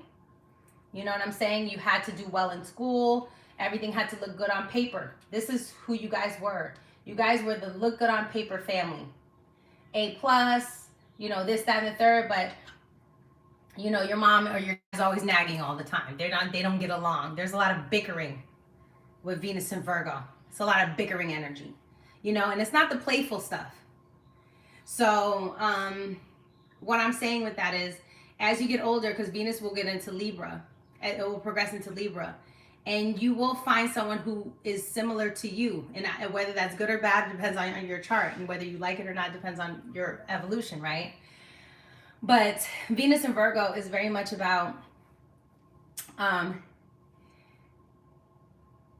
creating a love that can go with the flow of everyday life. See, this is the trick about Virgo. Yes, you guys are an earth sign, okay? Yes, you guys are an earth sign, okay? Meaning that you guys deal in reality, but you're still a mutable earth sign, meaning that you have to deal in the ever-changing reality. The reality that is going with the flow. The reality, just like how you plant a seed and there's a harvest, the Taurus is planting the seed. Virgo is tending to it. Okay, and Capricorn is getting the harvest, is taking up all the roots and finally eating the fruit. So, but if you're in Virgo season, meaning that you're tending to the soil, you can't control when it rains. You can't control when it's sunshine. You can't control when it's 80 degrees versus when it's 0 degrees. You can't control those things. So the point of Venus and Virgo is to go with the flow of what the world needs. You get messages from the spiritual, okay? Pisces, you get messages from your dreams, and you take a couple of those things out, and then you apply it to your everyday life. Let me see what you guys are saying.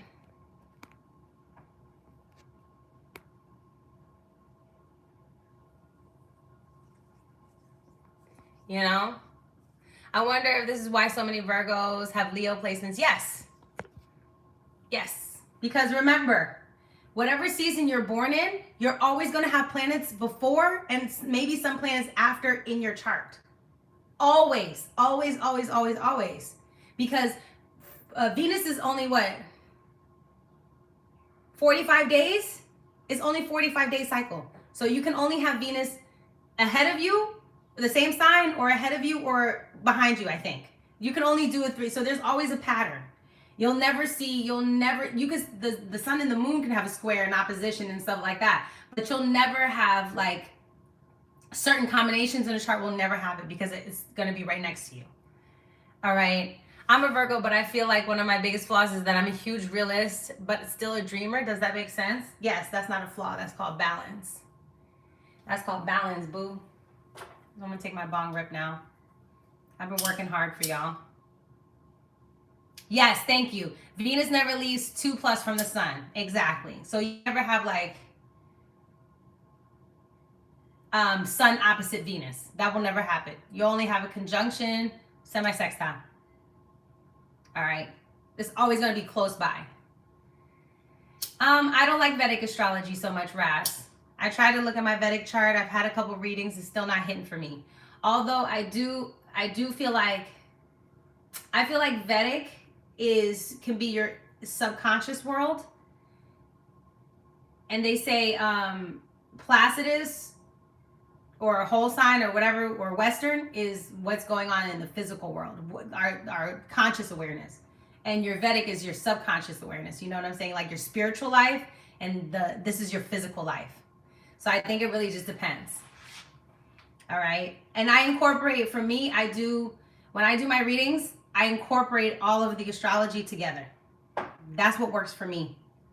Okay. That's why I feel like my readings be decent most of the times, because I don't just use it. So I apply Vedic rules to Western astrology as well. Meaning like the 9th house rules the father, right? The 7th house is the maternal grandmother, you know, shit like that. You could see where it is. Okay. I'm not scared of my Vedic. I just never got it. It just doesn't make sense to me. Because I've never been through those physical experiences of my Vedic.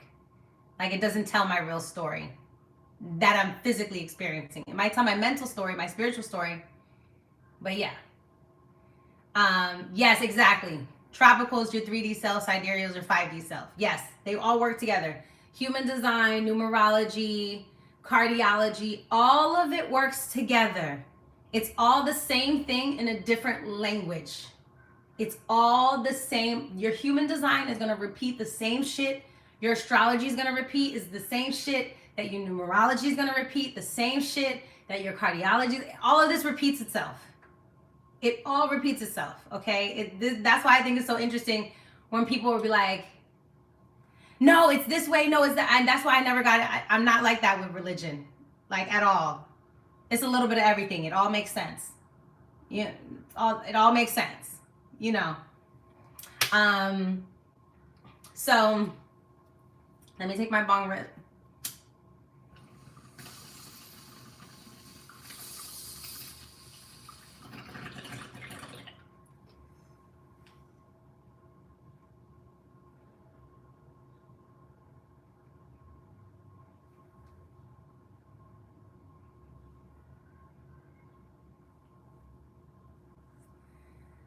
Venus retrograde is a whole nother situation.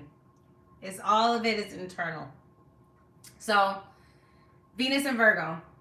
The good thing about you guys, like I said, is you guys know how to pay attention to the little details of things.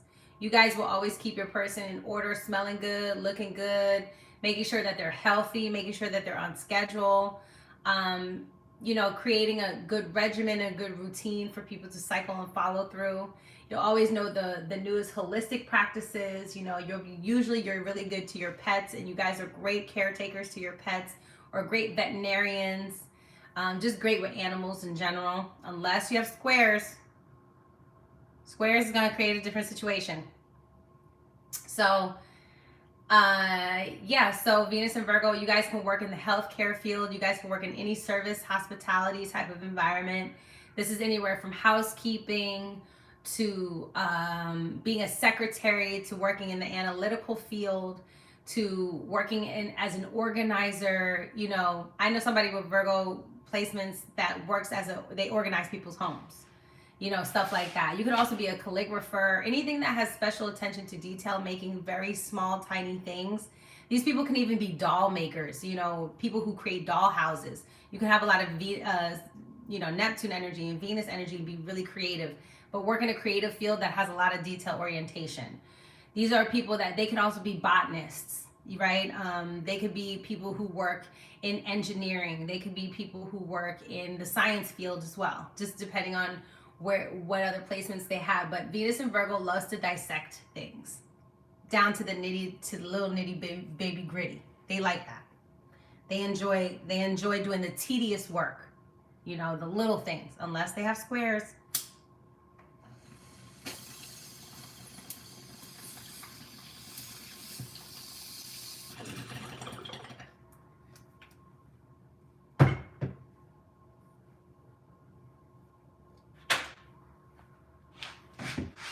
These people can also, I feel like Venus and Virgo also stay in relationships to their detriment. Sometimes they stay in relationships purely because this is the rhetoric of, well, what would you do without me? You know what I'm saying? I love Astro Finesse. He's dope. What would you do without me? You know what I'm saying? Who would I be? Who would you be? If I'm not in your schedule anymore, in your routine. They could stay in relationships that create dependency. You know what I'm saying? That create a lot of psychological dependency. Or they could put themselves in a position where they almost can't take care of themselves anymore by themselves, or it seems like they can't do that. So it's giving that. Also, these people love projects. They love people who have to be put together. And it's interesting because they like people who are clean, they like people who are neat. They like fashion. That's, a lot of these people like very tailored fashion. They make great tailors, great seamstresses. They could be shoemakers, people who make accessories, jewelry makers. These kind of people as well. But they like people who are very well put together, but they want to have partaken in the project of putting you together. That's the thing. Because they're still opposite of Pisces, and Pisces is still very disheveled, okay? And all over the place. So this is why Venus and Virgo wants to be the fixer-upper, okay? They could try to be a matchmaker too. They could be in the matchmaking business, especially if they have Libra energy and Virgo energy. They could be in the matchmaking business or the dating business, Also, so Venus and Virgo. Also, what else do I want to say? Oh, they're very into purity. It's very interesting. Virginity and Venus and Virgo and purity. It can be really interesting.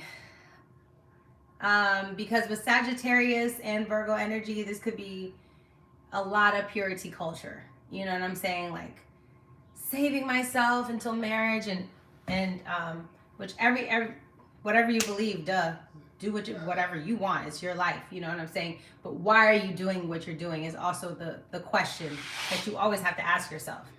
As a human being, as you're growing and evolving into whoever you're becoming, because when you're Venus and Virgo, you're taught to love in a very specific way that might not be true to what you want, especially if you have Aquarius placements. Definitely, because I think that causes a quincunx, and that's just not true to who you are, so, and what you really want. You might want somebody who's completely different than you. You might be Aquarius and the weirdo and quote unquote the standout, the rebel, and you might want somebody who's very straight-laced, somebody who follows the rules, someone who's clean, quote unquote, eats clean, thinks clean, all that kind of stuff. All right. The reason why people use whole sign, this is just the rule of thumb. You use whole sign because it shows you where this thing is happening. So if the sun is in the third house, it's going to be happening in your third house. That's why they use it. But the rule of thumb is the closer it gets to one of your natal degrees or angles. If your angle's at 25 degrees and there's a planet at 23 degrees, if there's a same thing with a planet at 25 degrees and the thing is at 23 degrees, that's what you pay attention to. The way you know it's going to happen to you personally is a couple of things. One, you look at your natal promise. The closest aspects, the most promises, those things will happen. 2, you look at your solar return chart. Where is the sun? 3, you look at your perfection year. And then 4, you look at your transits. You know what I'm saying? So if the sun, this eclipse is on 14 degrees, Taurus and Scorpio. If you have 14 degrees anywhere in your chart, it doesn't even matter if it's a different sign, you will have some type of relationship with this full moon eclipse in Taurus and Scorpio about endings and beginnings, about, you know, letting something dead go so something new can grow. That's that Taurus Scorpio axis. Purging and creating something that's consistent, stable for you, but what do you have to let go of? Your idea of control versus value and self-worth. You know, that anything at 14 degrees, house cusp, personal planet, or asteroids, that's what's going to tell you, oh, okay, something's going to happen in my life. Like today or this week is eventful. Yes, absolutely. Leo degree, Mars, big deal. It causes a square. Square is a conflict. You see what I'm saying? So square automatically, like boom. Mars and Leo is, you know, Leo deals with men and anything fun, romance, casual, creativity, as well as children. Mars is a conflict, an attack, an argument, inspiration. Square to the moon and the sun has something to do, the moon and Scorpio, maybe a woman, you know, a woman and money. And then sun and Scorpio and a man and money. You know what I'm saying? And so all those things, pop, pop, pop, pop. And then if you have something in Aquarius, that causes a T-square. And then you definitely something's going down. So it's just the closer it is to your degrees, that's what you need to be focusing on. So if you know, oh, okay, the sun is transiting in my 12th house of rest, retreat, spirituality, I know I'm going to want to spend this month alone. As a Leo rising, every time there's Cancer season, you want to chill. If you notice that about yourself, just everybody look at your 12th house right now and notice that during that season, you most likely want to chill or you have less energy. Like you just want to relax during that season, or you go kind of ghost, you're more relaxed, you're doing other things, you know what I'm saying? You're praying more, you're more spiritual, things are coming out of nowhere for you, you can't really explain things. You might want to sleep, have more naps, but you have a little bit more insomnia. That's all 12th house stuff. So anytime you look at your rising sign, you know, Libra season, if you were a Libra rising during Virgo season, during like September-ish, is when you want to be chilling and you want to relax. So if you know these things about your chart, you're like, oh, you won't push yourself, you know, in certain spaces and certain times of the year. This is the benefit of knowing astrology, so that you can be like, okay, this is my season to rest. This is my season to go. This is my season to let go of a habit. This is my season to, you know, get closer to my emotions or whatever. Or this is my season of change. Like some people always have a difficult season, and that's probably your 8th house. You know, so Venus in Leo. Leo is a masculine fixed sign. So Venus in Leo is loud and proud, unless it's in the 8th or the 12th house or the 4th house, which are more private houses. But these people are showboat when they're in love. They're loud, they're expressive. Their love life is like definitely like a movie, like a romantic comedy. You know what I'm saying? Leo is the king and the queen. So you are very proud of your lover. You want to be seen with them. You know, you are romantic at heart. You love to be flashy, show off. Okay, baby, I want to look at my baby. Look at my baby. Look at my baby. I have a fly motherfucker. You know, that's Leo. Leo's like, look at my queen. Look at my king. That's those people. You know, it's very, we're on the throne, very seen. And Leo is also about a very vivacious, passionate, ferocious, hot, heavy, sensual, sexual, you know, love life. There's usually a lot of sex involved, big libido, you know what I'm saying? Um, because it's Leo. Leo likes to show off. Leo's the lion. If you ever dated somebody with Leo placements, you know their sexual energy is very high. They're high performers. Venus and Leo loves to spend money, go shopping, go to plays, music, concerts. They can be very vain when it comes to love. They can be very selfish, you know. That's the downfall of Venus and Leo. They when they're happy, but when they're fucking mad, they're mad. You know, Leo can become very jealous because they're jealous out of possessiveness and out of the need to have attention and all eyes on them and have your attention on them. Venus and Leo can create love affairs that are very spicy, can create a lot of drama because Leo does like the drama. It likes to, you know, all fire. How else are you going to keep fire on if you're not putting something in it to keep the fan flaming? You know what I'm saying? Always throwing something in to catch fire. So Venus and Leo is giving very much adventure seekers when it comes to love. They could be playboys, playgirls. Okay, it's giving player, and I don't want to be a player no more. I'm not a player. Yeah, okay. Still a player. You know, that's Leo energy. Leo energy is very outside. You won't get me down when it comes to love. These people enjoy laughing, joking, running around. They could be very childish when it comes to love as well. They could be very young-minded, okay? Leos can be very, very gregarious, fun-loving, and very generous. You know, Leos don't get enough love for being very generous signs because remember, it's the king and the queen energy. And definitely depending on how the sun is aspected. But if the sun has nice aspects from Venus, Jupiter, Neptune, the moon, they're going to be very generous people. They're going to be very open-hearted, leading from the heart. You know, these people want to boom, boom, boom, boom, boom, boom, boom, boom. They want to feel that when they're around somebody. They want to feel that excitement. They want to feel as if they are the only person they're looking at. Now, you always have to give a Venus and Leo their compliment. Okay, they need compliments. They want to be showered in them, especially when they change their hair. Okay, when they change their mane. Compliment, I'm telling you, any Leo placement, anytime they change their hair, give them a compliment. See how they act. They love that shit. But they definitely like that. They want you to feel proud to show off who they are and enjoy their personality. They love people who are blunt. They love people who have their own vibe going. They don't like copycats. You know what I'm saying?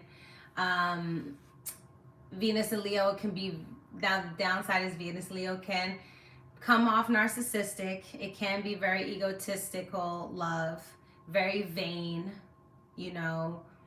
It could be a tumultuous love affairs because they love drama. So these type of people can like being in dramatic situations when it comes to love, or just drawing in dramatic lovers, you know.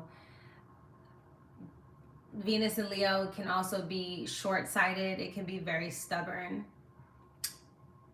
obsessive. All fixed signs have some type of obsession to it because it's fixed. So it's always focused on that one thing, person, place, or thing. And so Venus in Leo is giving very much my way or the highway. Can be chauvinistic too, you know, a man with a lot of Leo energy, a lot of, you know, moon in Capricorn, a lot of Leo energy, a lot of Aries energy can be very chauvinistic, can be very, you can ask questions, I'll answer them. You know, I'm trying to get through all these signs so this video is not forever.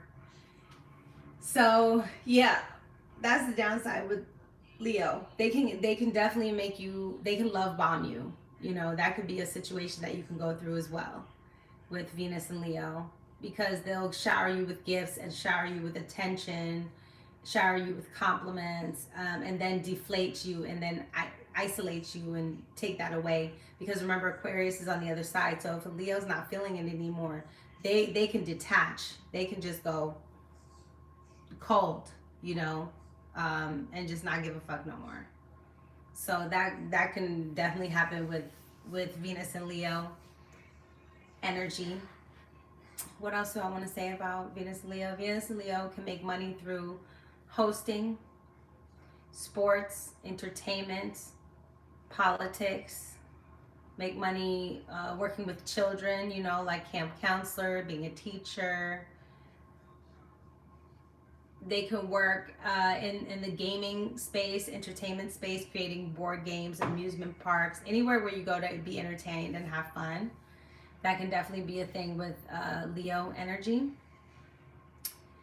And yeah, you can definitely love kids, have a great relationship with children, be a big kid, you know what I'm saying? Like, be yourself. You can make money out of your hobbies, things that you find fun. What else? Your creative hobbies, because the fifth house is creativity. So anything from making a book, making a board game, anything that you find fun, that's Leo. Venus and Leo, you can get paid to know where all the parties are at, being a party promoter, things of that nature too, for sure. Yeah, Venus and Leo. And also you always tend to, a lot of you end up dating someone famous. A lot of you end up dating someone famous or really well known, whether they're from your town, whether they're from a well-known, they're in a city, whether they're famous out in the world, like it doesn't matter. You guys a lot of times date someone really well-known, famous football player, famous this, famous, it doesn't matter, someone, because Leo represents fame. And anyone with Leo placements, you always run into a famous person. Always, always, always. Whether they're in your town, you have them in your family. Especially with Venus and Leo, you can have famous or infamous people in your family. And famous is being well known. You know what I'm saying? You could be very well known in your town, very well known in your city. I can imagine somebody with Venus and Leo, Sun in Aries, dating athletes in secret. Like, I can absolutely imagine that happening. You know what I'm saying? Because that's how that very much can go down, where Venus and Leo in the 12th can date, like, I think Meg, the princess, she got a lot of Leo placements, and she ended up marrying Prince Harry, Prince Harry, or royal. So that's king, queen. So don't underestimate it. I'm telling you, it's hilarious, because you guys, your love life is a movie.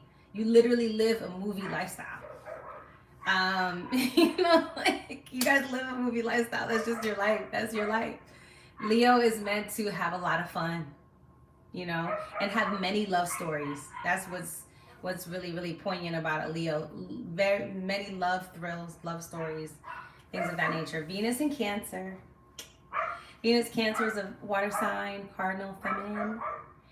Cancer deals with roots, the past, ancestors, the womb, softness, sensitivity, emotions, emotional intelligence. It deals with nostalgia. So Venus in Cancer is giving very much, most of the time, unless there are squares, or it's just like your Venus just squashed by Pluto and Saturn and Mars. It's giving, I love my family. You know what I'm saying? But this is definitely a person who craves closeness. They crave being part of a close-knit family. They crave emotional safety. This is what's really important with Venus in Cancer. They crave that. This is why they hold on to the past, and this is why they can be in relationships for too long as well. Because they said, oh, I know how this emotional outcome is going to be, so I'd rather stay in this relationship. Venus in Cancer is,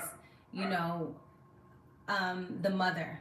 The relationship with the mother and the love relationship with the mother was very important, and shows what type of relationship you are trying to recreate or, have. Venus in Cancer is very sensitive, soft, emotional. They love to cuddle, hugs, crying crying is an emotion. If they show you, if they're crying or getting very sensitive in front of you, they love you. You know, they want to bring you home to their family. They want to bring you to their home. They want to feel comfortable with you, safe with you, and close to you so that they can tell you their secrets about how they were raised and tell you stories about their families. So, yeah, absolutely. Venus, Leo squared up with Taurus makes you, and Scorpio makes you way more low key. Because Leo is fiery, but those other planets are low key planets. Like, oh no, Scorpio is hidden in the bag, and Taurus is like, I just want to chill. You know what I'm saying? But Venus in Cancer makes you a natural caretaker, a natural nurturer, mother type, a natural protector, a natural coverer. You know what I'm saying? You want to cover people, you want to secure people, you want a place where everybody can have lay their head. You want everybody to feel safe and like they have a home and a warm bed and food to go to. You know, you might really love the chest area. You might be a chest person, whether that's you like big titties or nice boobs or whatever, or you like a nice chest to lay on, that kind of thing. But yeah, so Venus in Cancer, you want to just feel that you're close to someone's heart. You really value emotional intelligence. Emotional availability is so important to you. Dating somebody who is closed off to their emotions is detrimental to your Venus. Venus will hate it. You know, that you don't get to, you crave devotion. You crave that oneness. You crave history. You also want to feel that you can be close to someone without saying much. You know, you crave that quietness, that quiet love. That's very Venus in Cancer. Venus in Leo is loud. Venus in Sag is very, very loud. Venus in Cancer is super quiet. Something that's very sacred, you know. That's for all the water signs, but Cancer very much so. It's like a sacred love. It's a love that's very, I don't know, it's very ordained. You know what I'm saying? Hi, Boom. And so Venus in Cancer is giving very nostalgic, romantic love, right? However, the bad side is it could be very codependent. It could be very emotionally manipulative, emotionally draining. There could be a lot of emotional dumping on one another with Venus in Cancer. There could be a tendency to live and repeat past mistakes. There could be a tendency to bring family into situations and having them complicate the love relationship. There could be a tendency to compromise peace at home or peace at work, because it's the axis with Capricorn as well. There can be a tendency to be emotionally devoted to something that has no space in your world anymore, you know. Again, just holding on. When Pisces holds on to a fantasy, falls in with a fantasy. Scorpio falls in love with the trauma, and Cancer falls in love with the past, you know. And it's all about tone and feeling. So these are the type of people, they don't get in a relationship until it feels right, you know, until the timing feels right. You know, yeah, it's like I have Venus Cancer transiting my first house right now, and it does make you want to be just sweet and cuddly and soft, and you know, really intuitive, in just good, you know, intuitive and inside. You want to feel, you know, if you have a gut instinct about your lover, you should definitely follow that, because your gut tells you a lot. Venus and Leo and Venus and Cancer are the signs to die of heartbreak of a lover. You know what I'm saying? These are the people who really are they can definitely have that pain. And the reason why I say Venus and Leo is there's a lot of downsides to Venus and Leo, but at the end of the day, they are living out their authentic truth, their real expression, you know? So, but with Venus and water, it's all about, and Venus and Cancer, it's about feeling emotionally tethered to one another, and feeling like the love is reciprocated in a very similar way emotionally. That's what's very important. It's about security and safety, you know? Um, you can't explain it. Some people you just feel comfortable with, and some people you don't. And that's very Cancer. These people enjoy, you know, having a beautiful home. They can work in real estate. They can work as caretakers, nannies, private, like working for people in their home, depending on which house it's in, but working for people in their home, or working with their family, working with women in their family, you know, as well. I have a whole Juno video. It's up here on my thing. See, like I talk about it. I don't know if you guys seen it, but I have a whole playlist. I have Juno. It's called Your Non-Negotiables video. So check that out.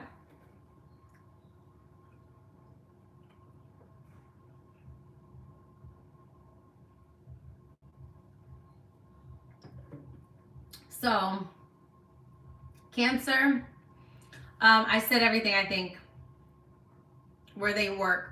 Oh, also in the creative field, a lot of Cancer people work in radio, or they work as DJs, or they work in filmmaking too, because Cancer has to do with all the things in the home. They can also work in home decor. They can work in, you know, like creating pottery and vases, and it's anything that's in the house. Walk around the house and look at what's in the house, what you have in your home. That's what Venus and Cancer is. Venus and Cancer can make money from their house, make money from land, and also there is something in the past that your mother has or that your family has, heirlooms. You know, that's also a thing with Venus and Cancer. Very heirloom, very antique type of world. Like, you know, collecting that kind of stuff. So Venus and Gemini. Gemini is a masculine air sign. And Gemini is all about the mind and the communication, how you interpret things, the way we process things, languages. It rules all things that has to do with transporting information, objectivity, opinions, your personal point of view. After you've gathered some information, facts, and data, you know, that's what Gemini is. Gemini is the teacher, whereas in Sagittarius is the professor. Gemini is the teacher, you know what I'm saying? And Gemini teaches you these tidbits along the way. Gemini is an air sign, so again, it's about communication. It's about Venus and Gemini enjoys their friend and their friend circle, you know. They enjoy talking to their cousins, their aunts and uncles every day. Most of the times these people have two phones. They have this phone on right now looking at a live, and they have a computer up, and they have a book that they're reading at the same time. That's Venus and Gemini. Venus and Gemini loves doing multiple things at once. They are your multitasker. They're the ones on the date on the phone, but having a conversation with you and telling you that they hear you at the same time. Okay? And so hold on. Gemini is all about, you know, they love people who are intellectual. They love people who are well read. They love people who are street smart. You know what I'm saying? These are very like, okay, do you know where we are? Do you know everyday things? Can you pick up on everyday language? These people enjoy people who are witty, who are well connected, people who are kind of quick talkers. You know what I'm saying? They really enjoy a person who is great at sparking a conversation. They love a conversationalist. Keep it going, keep it going. That's what they want. When you're Venus and Gemini, they're impressed by information. They're impressed by your wealth of information. They're impressed by you being able to spit off the dome and seeing how well your thoughts are processed and who you are with your ideas and opinions. Venus and Gemini are people who need to constantly have a journal or something on hand to process their thoughts. They can go into these modes of overthinking. They can also be very impressionable when it comes to opinions, because when they were young, you know, especially with the women in their lives, young women in their lives, There could have been a young cousin, a young girl cousin or something that they could have been close with, and they could have just, built that verbal relationship with. So they love verbal banter, verbal sparring. They enjoy being verbally challenged. They can be fragmented in their thinking. They can repeat themselves often. They can go to the relationship, start just similar to Aquarius, on again, off again, on again, off again. This is Venus and Gemini. A lot of these times, these people always have two options happening at once. Okay, Venus and Gemini, they like an option, baby. All right. But they have to realize that everyone's not a great communicator like them. Sapiosexual, thank you, Lachey. That's the perfect way to say it. Sapiosexual, they get turned on by your mental thoughts first. They got to know if you're smart. But they got to realize that everyone doesn't have the same intellectual prowess or even care as they do. Everyone doesn't care to be smart. Everyone doesn't care to be well-read. Everyone doesn't care to know everything. Some people are okay with just chilling, Venus and Pisces, some people are just okay with knowing what they know, Venus and Aries. I know what I know. I don't give a fuck about what you know. You know what I'm saying? So, or like, it's cool, you know what you know, but I know what I know. And so that's the interesting thing with Venus and Gemini. But these people can be very busybodies. That day planner is scheduled out. Okay, baby. She's always got something to do today, tomorrow, and the next day. They're always on the go. They love them probably like a skateboard or a jump rope, or they love that as a kid, a bike. This was their thing as a kid. They enjoy that. But I would tell you to go skating again if you like that. You love journaling, writing, podcasts. You guys are prone to gossip. All right. You guys can enjoy that. Even if you're just reading tabloids or reading, other controversial news or, on blog posts on Reddit, things of that nature, especially if it's in the 8th house, you might be into erotic novels secretly, but you don't tell anybody. You know what I'm saying? Like, you read those novels that are in the grocery store, with the pictures on it where she's like this and the guy's like this, but you don't tell anybody you read them. It's just like your secret thing that you do. That could be a thing, because if you have Gemini in the 12th or the 8th house, you're doing some secret stuff. So if it's Venus in Gemini, you guys are great at networking. You guys are great at journalism, interviews, working in your local community. You guys can have a local skate shop in the local community, surf shop, something like that. You guys can have a bike store, you guys could have done the newspaper trail when you were younger, things of that nature. But you guys could have done the radio when you were a kid, done the yearbook club, something like that. Because you guys like to give, or done the newspaper club, because you guys like to give out information, you know what I'm saying? So then now you can get paid to do the same thing. You can get paid to talk, you can get paid to write, copyright, edit, teach, write programs. That's all Gemini stuff. You guys can get paid to do that. So understand that. With Gemini, you always have two streams of income. You guys can be fickle when it comes to relationships, meaning that you guys can be sometimes just unreliable on certain dates, because you guys are flighty. You guys forget things. Double book yourself a lot, especially if you have Jupiter involved. You can absolutely double book yourself. And yeah, it could be a very eventful life. People got to keep up with you. You also can be interested in having, an open relationship, or trying at least a threesome at some point. There could be some bi-curiosity there, because Gemini deals with the masculine and the feminine energy.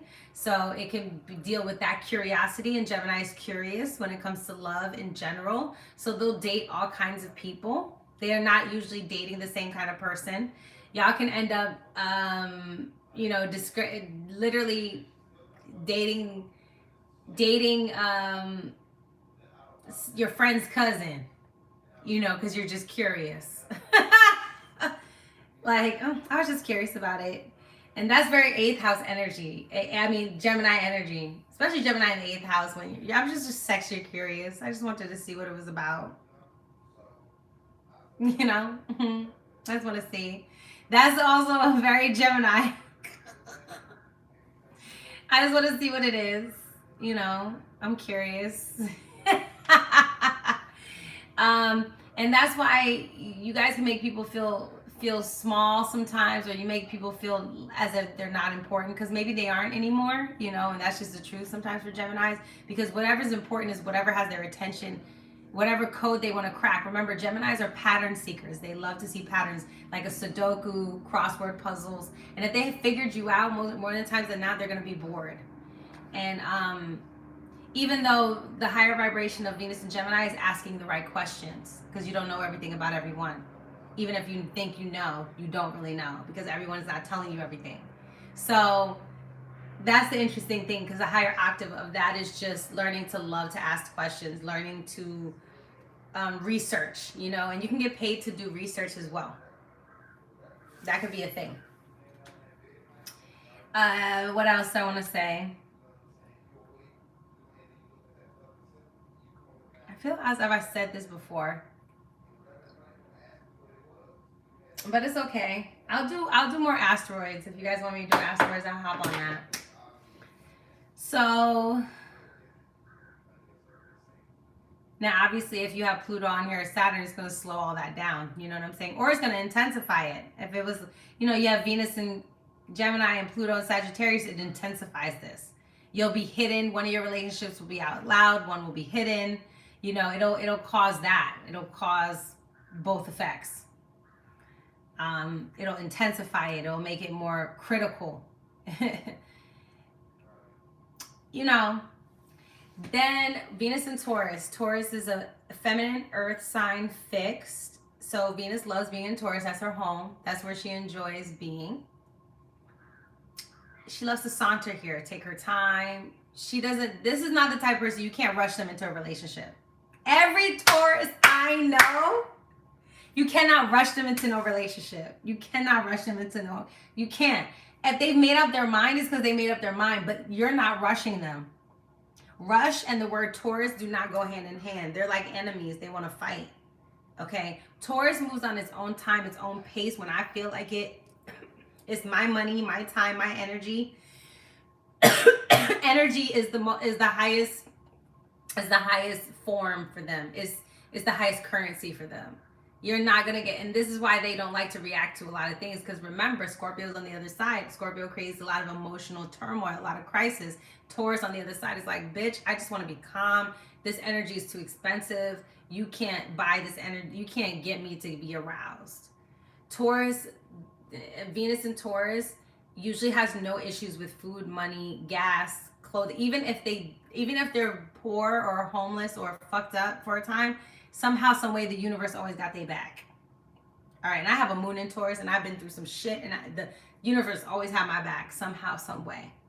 Always, always, always, always. That's the blessing of having a Taurus placement, because unless you have Saturn in Taurus, and that's going to be a different conversation, but more times than not, when you have a Taurus placement, you are blessed with kind of the resources and the goods of Mother Nature and Mother Earth.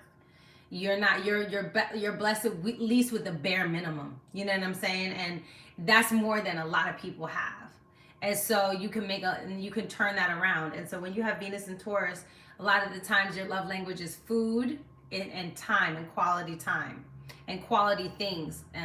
You don't like to rush things. You don't like to be pushed into love. You don't like to be manipulated. You are a very sensual being. You love to be touched a certain way. You love to smell a certain way, look a certain way. The type of materials you wear are certain materials. It has to make you feel good, look good. Venus and Taurus, it has to make it worth your while. If the love relationship does not make you increase your self-worth and self-esteem and self-value and how you treat yourself, you're not going to be in that relationship. This is why they're slow to get in relationships, because they don't fuck with everybody. And a lot of the Venus and Taurus people meet a lot of Pluto and Scorpio people, and they're like, this relationship seems like it could be chaotic. You know what I'm saying? With Venus opposite Pluto, it's just like, you want to take me to the depths of hell that I'm not trying to go to. You know what I'm saying? And Venus and Taurus has said, I want to chill right here. I'm not trying to. I have a couple Taurus friends. They do not rush into no relationship. They don't give a fuck. Before they get married, before they move in, before they do anything, commit. I just realized I know so many Taurus born this week. It's crazy. I have like 6 people born this week. So I have a moon in Taurus in the 11th house. So a lot of my friends are Taurus people, right? And so I really understand this energy. This energy is about doing it in their own time, in their own way. They don't want to be cajoled, because the thing is that they understand. Remember, Scorpio's on the other side, so they understand that death is not a thing that's not here, and so they don't want to do anything that's going to cause them more stress and more upset. So when it comes to Taurus, and then the other thing is, once they're in a relationship, they're locked, bitch. They're not going nowhere. You know, they're fixated. They're like, okay, now you're my source of quality. You're my source of self-worth. You are now, I own you. You are in my world, right? Taurus is about ownership and possession. And it's, if you don't fit comfortably into my world, if you don't fit comfortably and don't agitate the shit out of me, then I'm not going to be around you. But if I've immersed you into my world and I'm still sharing my food with you and I'm sharing my clothes with you, it's because I see your worth and I see your value. So now you better see my worth and you better see my value, and we better be able to, you know, sustain and be like chill and don't cause no drama. But then what? And they really mean like don't cause no drama. Venus and Taurus could do the same thing every day, all day. If they don't have any other placements, they could do the same thing all day, every day, be in the same consistent relationship. They don't want no stress, unless they have other stuff that's gonna cause them drama, like Leo placements that does want some drama in their life. They want to shake it up, you know, or Pluto placements that wants a deep psychological change. But especially if they have Venus and then a Saturn motherfucking trine, they want the same thing every single day. I want to be locked in. I want the same thing. Don't disturb my peace. Don't give up. But the thing is, you're going to get bored of your own shit, because Venus is going to go into Gemini at some point in your life, and you're going to switch shit up. It's going to be your ass that's going to switch shit up. Because the thing about Taurus is, a lot of Taurus people have a scarcity mindset. So they feel like when they fall in love, they can't find someone again after that will make them feel in this combination of ways of feeling, which will never happen again, because nobody's supposed to make you feel that way ever again. There's a new person is going to make you feel a new way or a different way. But they have a scarcity mindset. So a lot of Taurus don't know how to articulate the fact that, you know, they feel as if, okay, if this doesn't work, because remember, it's an earth sign, so they deal in the tangible world, and then they deal in the world of results, consequences, eras, rewards, all that kind of stuff. And if it's not getting the result that they want, they're gonna feel like it's a waste of their time, and they're gonna be fucking mad. And so that's why they don't rush into relationships. But then when they are in a relationship, they stay in a relationship, and they don't want it to change. And Scorpio's on the opposite side, and change does have to come. Evolution comes, people grow, people change. But Taurus can be stagnant. It can be dead ends, and it could be a hoarder as well. Taurus energy could be a hoarder. When your Venus and Taurus is out of control, these people are hoarders. Especially if Jupiter is conjuncted, Moon is conjuncted, these are hoarders. All right. These are people who think more instead of, see, the downside of Taurus is quantity. The upside of Taurus is quality. Quality relationships take time. It takes nuances. It takes innovation. It takes maybe some, you know, having personal space and then coming back together and all that other stuff. You don't do the same thing every day and then expect yourself to be fulfilled doing the same thing every day. That's the thing about Taurus. You will be a Gemini, and you will need variety at some point in your life, and I'm telling you this now. So don't get stuck in what you're stuck into. Well, this is how I'm gonna be for 20 years. Yeah. Until you put yourself in a space for 20 years that you can't get yourself out of, and your stuff progresses, and then you put yourself in situations, you say something that you can't take back, and it changes your entire life. So you might as well know that about yourself. Remember, the upside, maybe I should do a video about this one day, what the low side is and the upside. The low side to Taurus is quantity. The upside is quality. All right, quality. Is it still good? Can I still use it? All this, that, and the third. All right, I gotta hang up soon because I gotta go do my garden. So Then Venus in Taurus is also can be very possessive. It could be very controlling. What's mine is mine. It could be, like I said, a hoarder of relationships, a hoarder of love. It can be, oh, for my pleasure, you're here for me, and when I need you, and when I want you. It could be very selfish. Taurus could be very selfish because it comes right after Aries. Don't forget. So it could be very, very selfish. Um, then Venus and Taurus can make money working in the financial industry. I didn't say that about Venus and Scorpio, but Venus and Scorpio can also work in the financial industry. More on the lending side and the borrowing side, where Venus and Taurus is more the management, the finances, increasing growth funds, working in that kind of space. You can also work in the restaurant industry, in the hospitality industry, anything that has to do with the throat, nose, and the ear, those kind of doctors as well. And doctors for all of those, by the way, all the body parts can be doctors for whichever, is the zodiac sign.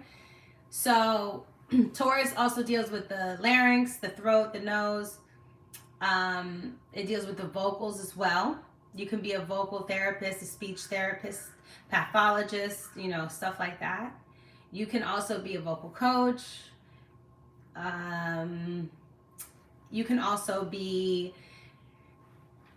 Venus and Taurus can deal with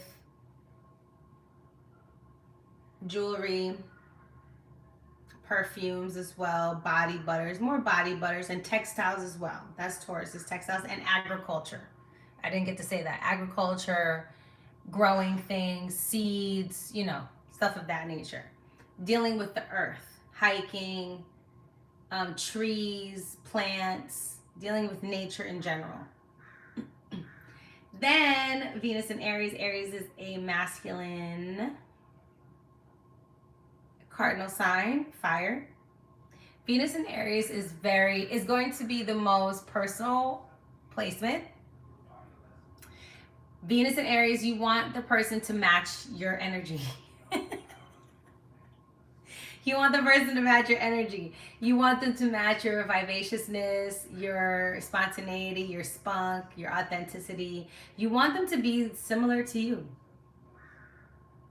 And if they're supposed to be, it depends on your chart. If you have, South Node in the first house with the sun, then you need somebody who's less like you, more Libra. But when you have Venus in Aries, you love, first of all, you're attracted to bad boys and bad girls. You're attracted to motherfuckers who stir the pot. You're attracted to people who are hotheads. You might be a hothead, people with anger issues. There might be violence surrounding your relationships in some type of way, whether it's verbal abuse, physical abuse, emotional abuse, something, because Venus in Aries creates conflicts. And it's a fire, and it almost seems like as if it starts out of nowhere, or it starts because of a quick situation. Venus in Aries is very one-sided sometimes when it comes to love. It could be very selfish, brute. It could be short-sighted. It could be impulsive. These people they love the chase. Aries is a chasing type of, hunting type of sign. It loves to hunt things down. It loves to, go after it. Aries is also very sexual. Very sexual sign. Now, how much sex they can have, it depends on their Mars. If a person's Mars is very jilted up, they could have issues with their sexual energy, because Mars is very much that, And so Aries likes things quick, like some hair pulling, all right? I'm telling you. It could be, Yes, debating was my style, like going back and forth. Yeah, argumentative can definitely be a thing with Aries because it's the opposite of Libra, and Libra is balancing the scales, and Libras are naturally lawyers. And why are they lawyers? Because they have Aries on the other side, meaning they can fight, right? They are able to handle conflict. And Aries, Libra is talking it out. Aries is going for it. So you're the type of person that you will fight for the people you love. You are a fierce, fierce, fierce, fierce defender, especially of the women in your life. You know what I'm saying? There definitely could have been fights because of those situations. Aries is also being attracted to people who are more immature. You know what I'm saying? A lot of the times, remember, Venus in Aries is a new beginning when it comes to love. There has to be a new awareness when it comes to love on fire. These people are very straightforward. They will, even if it's a woman with Venus and Aries, she can have other places, but she will go for it. She will go for what she wants. She will go and say, hey, what's your name? Can I have your number? This, that, and the third. Venus in Aries wants things to start fast, but things can also end fast. This is another sign that gets bored quickly. All fire signs and air signs get bored very quickly. Okay, earth signs want to see what it's going to turn out to be, so they'll stay around for longer. Water signs are immersed in the experience, and that's why you don't come out as easily. Whereas in air and fire signs, they can move on very fast. Venus and Aries can be very in and out of your life. Okay. They like to do things that are thrill seekers, so going, skydiving, bungee jumping. They like to do things that will get their heart racing. They like to do fun dates, trampoline, roller skating, amusement park. They might even enjoy working out, taking a fighting class. They might really, really like that. Going, shooting guns, throwing weapons, axe throwing might be something that's really fun for these people. I feel like I did a video about dates with Venus, but Venus and Aries can have conflicts, especially in their younger teenage years. They can have conflicts with younger men. They can also be very assertive when it comes to their love life, aggressive. They can have themes with short-sightedness, as I said, because Aries is like, what I want, that's it, it's my way or the highway. And they might be attracted to people with muscles and who have a good muscular system. If they go to what else do I want to say? I feel like that might be it, mostly. They like entrepreneurs. They're very attracted to entrepreneurs. They're attracted to leadership and people who have leadership roles. They're attracted to people who jump into the fire. You know what I'm saying? Who are not scared of shit. They're attracted to bravery. They're attracted to people who are very masculine in nature, meaning that they're very expressive, they're outwardly confident, they have their shoulders back, their head held high. That's what they're attracted. They're attracted to body language, they're attracted to stature, they're attracted to more personality and personal personality than even status, even, money, any of those things. If you're a confident motherfucker, that's what's gonna win them over more than anything. Like, I know who I am, who are you? And somebody who talk they shit might definitely get a Venus and Aries, attention. For sure. Because, So anyway, I think that's it. I'm gonna be teaching a class soon. I'm still trying to decide what it's on. But definitely go through my playlist of stuff.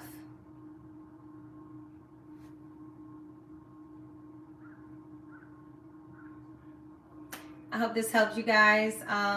Maybe I'll just do aspects real fast. If Venus is aspecting the moon, you need to feel emotionally close to someone, or feeling emotionally close to someone is a struggle, right? Because it's If it's a square, it's a struggle. If it's an opposition, it can be a struggle as well. And if it's a conjunction or a sextile or a trine, most times the conjunction is neutral, but most times you can, this is what you need. You need someone to feel close with. The moon is closeness, Venus is love. If you have Venus and Mars together, you need someone who's going to be action oriented when it comes to love. If you have Venus and Saturn, you need someone who's serious and committed and disciplined. If you have Venus, Uranus, you need someone who's going to give you your freedom. You need someone who's going to give you your space. Someone who's going to excite you and bring exciting things into your life. If you have Venus, Jupiter, you need someone you can learn from. Someone that you can meet in the middle of the world with. Someone you can travel the world with. Learn a different language from. If you have Venus and Pluto, you need a deep transformative relationship. You need somebody that you can dive into your psychology with, someone you can trust with your darkest secrets with. If you have Venus with Sun, you need someone that looks good, someone that makes you feel good, someone that gives you validation, someone gives you attention, someone who romances you, flirts with you, shows you the brighter side of life, makes you laugh, and things of that nature. If you have Venus with Neptune, you need a spiritual relationship. You need to feel like it's God ordained. You need to feel as if you guys have audience with each other. That you feel connected on that soul plane level, as if you've been soulmates before. It's a very spiritual and sensitive relationship. If you have Venus with Mercury, you need somebody you can be friends with. Someone you can have an open line of communication with and bounce your ideas off of and communicate with them. And really tell them and process your ideas and write notes and talk to them often. Communication is very important to you. Don't deny it. Even if your Venus is square Mercury, you need communication. And that's why you have that Venus square Mercury, because you're lying to yourself about needing to talk to someone and needing that feedback. If you have Venus with Juno, you have marriage, commitment, you need it. Period. You need to be in a relationship. You want to be in a relationship. That's one of your biggest things that you want to do in this lifetime, is to get married. But a person with Venus and Uranus might want to never get married. You know what I'm saying? They might just want to date for the rest of their life. They might want to be in an open relationship. They might want to be in a long-term partnership. They might want to be in a long-distance relationship. It really just depends. Venus and Pluto likes to be in a secret relationship, a sacred relationship. Venus and Mars likes to switch out their relationships. You know what I'm saying? Venus in with Neptune and could have a relationship with someone of their dreams. So it just really depends. Look at the closest aspect.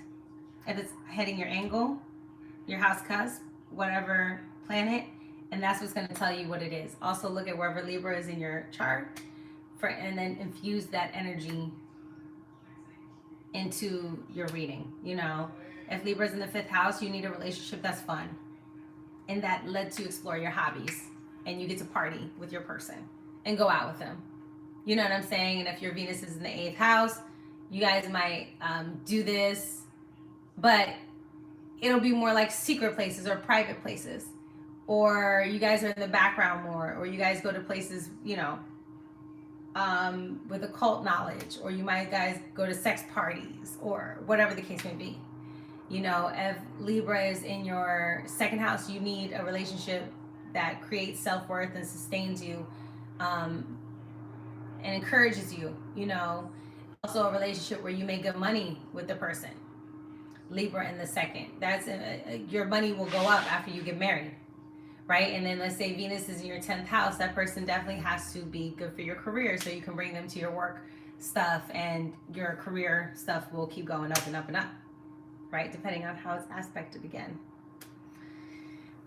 Say Libra is representing is taking over your 6th house, then you need a partner that you can have a good daily routine with. And then say Venus is in the 12th house, but you also need to have a good spiritual routine with. You know what I'm saying? A spiritual understanding. So it's both. It can't just be one over the other. It has to be both. You guys have both practices down. Or if Libra is ruling your 4th house, that means you would want your partner to be close with your family. in some kind of way, shape, or form. And Libra is in your 11th house and your friends. So that's, and Venus is in your 11th house. So that's how you kind of see. Tell your friends that I'm around, that I'd be outside, that I'd be doing astrology and stuff. And I will see you guys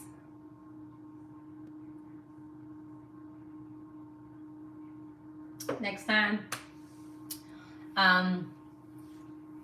If you choose to donate, you can Cash App me, NoviB, on Cash App, or Venmo at Novi Brown if you feel like it.